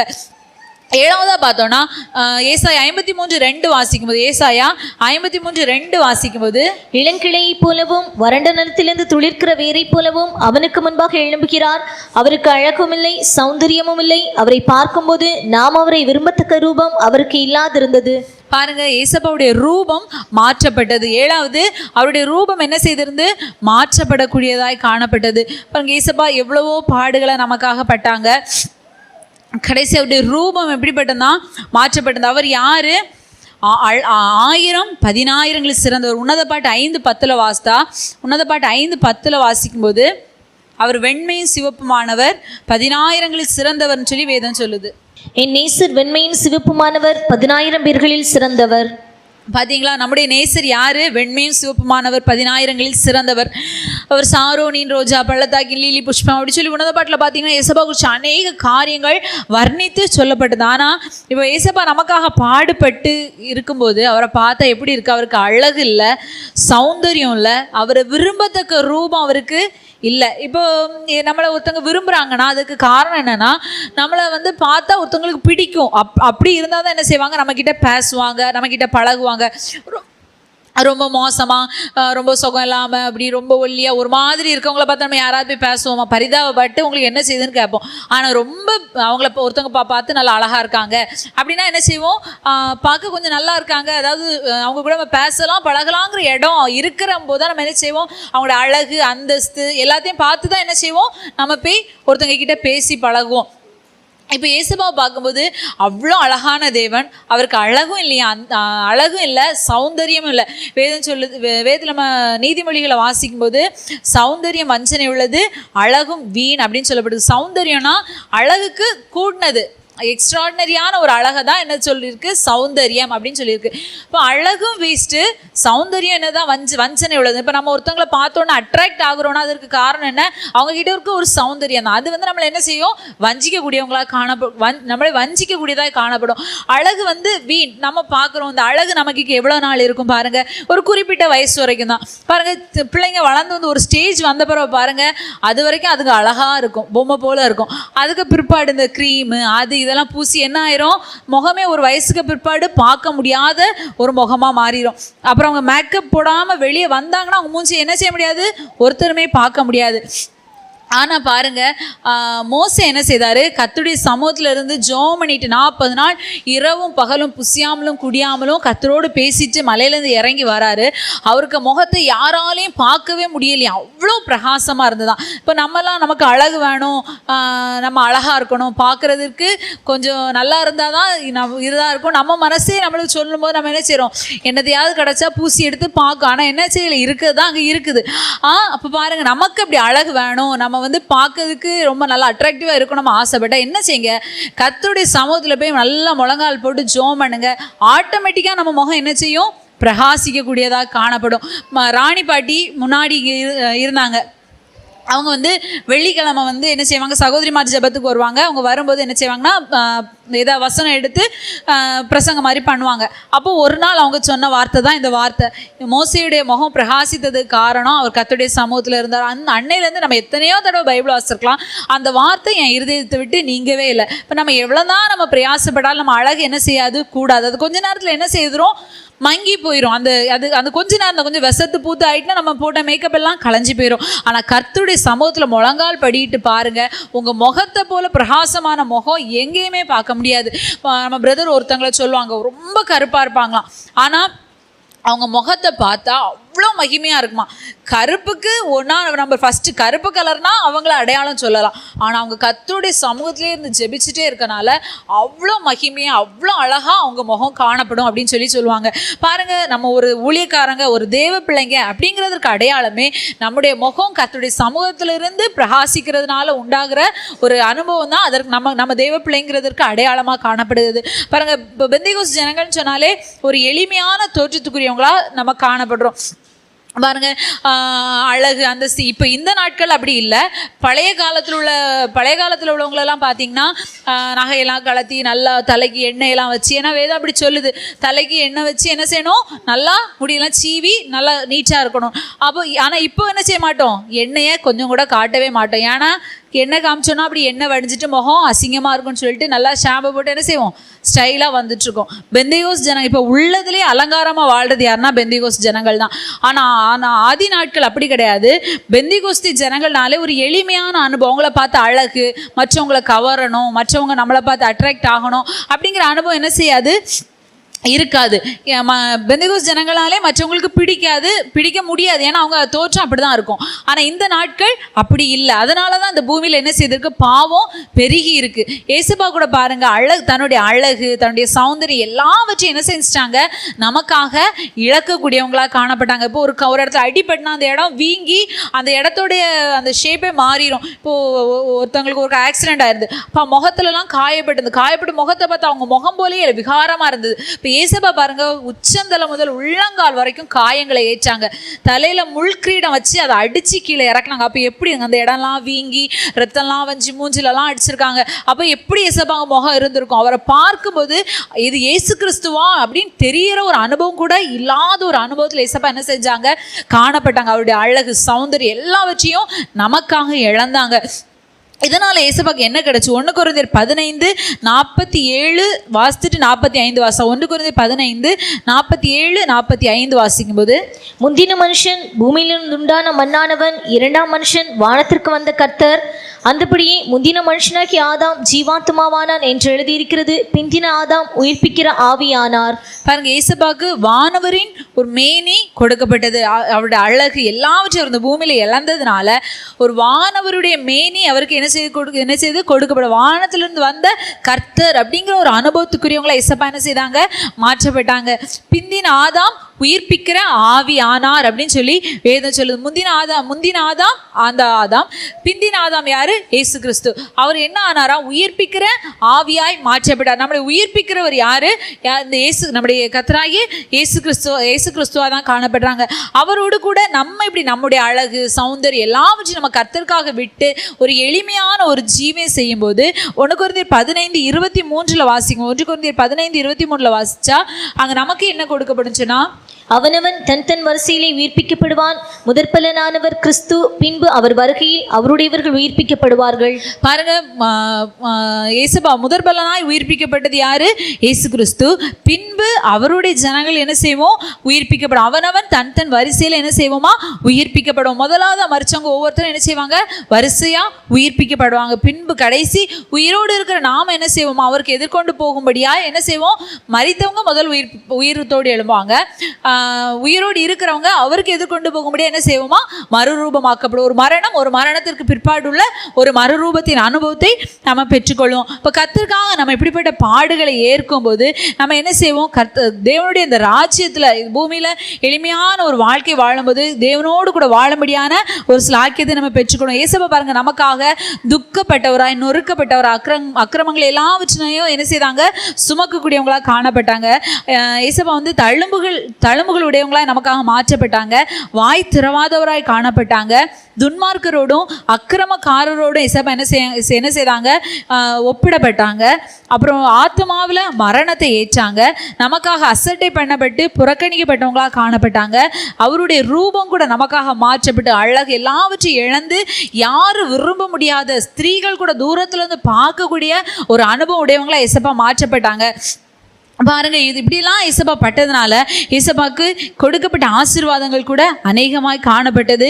அது மட்டும் இல்லை, ரோமர் 8:17 வாசித்தோமானால், ரோமர் 8:17 வாசிக்கும்போது, நாம் பிள்ளைகளானால் சுதந்திரருமாமே, தேவனுடைய சுதந்திரரும் கிறிஸ்துவுக்கு உடன் சுதந்திரருமாமே, கிறிஸ்துவுடனே கூட நாம் மகிமைப்படும்படிக்கு அவருடனே கூட பாடுபட்டால் அப்படியாகும். பாருங்க, வேதம் என்ன சொல்லுது? நம்ம கிறிஸ்துவோடு கூட பாடுபட்டால் அவரோடு கூட நம்ம என்ன செய்வோமா? கிறிஸ்துவோடு கூட நாமும் மகிமைப்படும். அவரோடு கூட பாடுபட்டால் அவரோடு கூட ஆளுகை செய்வோம். அவரோடு கூட என்ன செய்வோம்? மகிமைப்படக்கூடியவங்களாக காணப்படுவோம். பாருங்க, இப்போ ஒருத்தவங்களை புகழ்ந்து பேசுறாங்கன்னா, இப்போ நம்மளை புகழ்ந்து பேசுறாங்கன்னா, இவங்க நல்லா சமைக்கிறாங்க அப்படின்னு சொல்லி ஒருத்தவங்களை புகழ்ந்து பேசினா, அவங்கள வந்து தனியாக அவங்க கை நல்லா சமைச்சது, அவங்க மனசு அவங்களுக்கு நல்லா சமைக்க சொல்லி கொடுத்தது, அப்படி தனித்தனியாக சொல்லுவோமா? சொல்ல மாட்டோம். சரத்தில் உள்ள எல்லா பார்ட்டியும் சேர்த்து தான் என்ன செய்வோம்? சொல்லுவோம். அவங்க நல்லா சமைப்பாங்க, எல்லாருக்கும் ஒரு கனம் கிடைக்கும். அதுபோல் கிறிஸ்து வந்து ஒரு சரீரத்துக்கு தலையாக இருக்கிறார். நாம் எல்லாரும் அவயவங்களாக இருக்கிறோம். நம்ம கிறிஸ்துவோடு ஒரு அவயம் பாடுபட்டால் எல்லா அவயமும் அது கூட சேர்ந்து என்ன செய்யும்? பாடுபடும். இப்போ அதுபோல் கிறிஸ்துவோடு கூட நம்ம பாடுபடும் போது கிறிஸ்துவுக்கு கொடுக்கப்படுகிற மகிமை நம்ம ஒவ்வொருவருக்கும் கொடுக்கப்படும். நான் இந்த பூமியில் கஷ்டப்படுறதுனால, பிரயாசப்படுறதுனால எனக்கு என்ன கிடச்சி? ஏசப்பாவுக்காக நான் வந்து இவ்வளோ ஓடி ஓடி ஊழியம் செய்கிறேன், ஓடி ஓடி நான் பிரயாசப்படுறேன், ஓடி ஓடி கர்த்தருடைய வீட்டில் உள்ள வேலையை செய்கிறேன், ஓடி ஓடி கர்த்தருடைய சமூகத்தில் போய் ஜெபிக்கிறேன், ஓடி ஓடி நான் ஆண்டவருக்காக பிரயாசப்படுறேன். எனக்கு என்ன கிடச்சிது? எனக்கு என்ன கிடச்சி? எனக்கு நிந்தையும் அவமானமும் பாடுகளும், எனக்கு வந்து வேதனையும் துக்கமும் தான் எனக்கு கிடச்சிது. இதனால் நான் என்னத்துக்கு ஆண்டோடைய சமூகத்துக்கு போகணும் அப்படின்னு சொல்லி நம்ம மனம் வந்து கர்த்தரை விட்டு பின்வாங்கி போகாமல், இதற்கு பிற்பாடு இக்காலத்தில் நம்ம படுகிற பாடுகளுக்கு இனி நம்மிடத்தில் வெளிப்பட போகிற மகிமை வந்து ஒப்பிடத்தக்கதல்ல. அவ்வளோ மேன்மையான ஒரு பாக்கியத்தை, பரலோக ராஜ்யத்தை பெற்றுக்கொள்ள வானவருடைய மேனியை தரித்தவர்களாய் நம்ம மாற்றப்படுவதற்கு இப்படிப்பட்ட அனுபவங்களை நம்ம ஏற்று கர்த்தருக்காக வாழும்போது கர்த்தரோடு கூட நாமும் கூட மகிமைப்படக்கூடியவங்களாய் காணப்படும். கர்த்தர் அப்படி நம்மை உருவாக்குவாராக. ஆமீன்.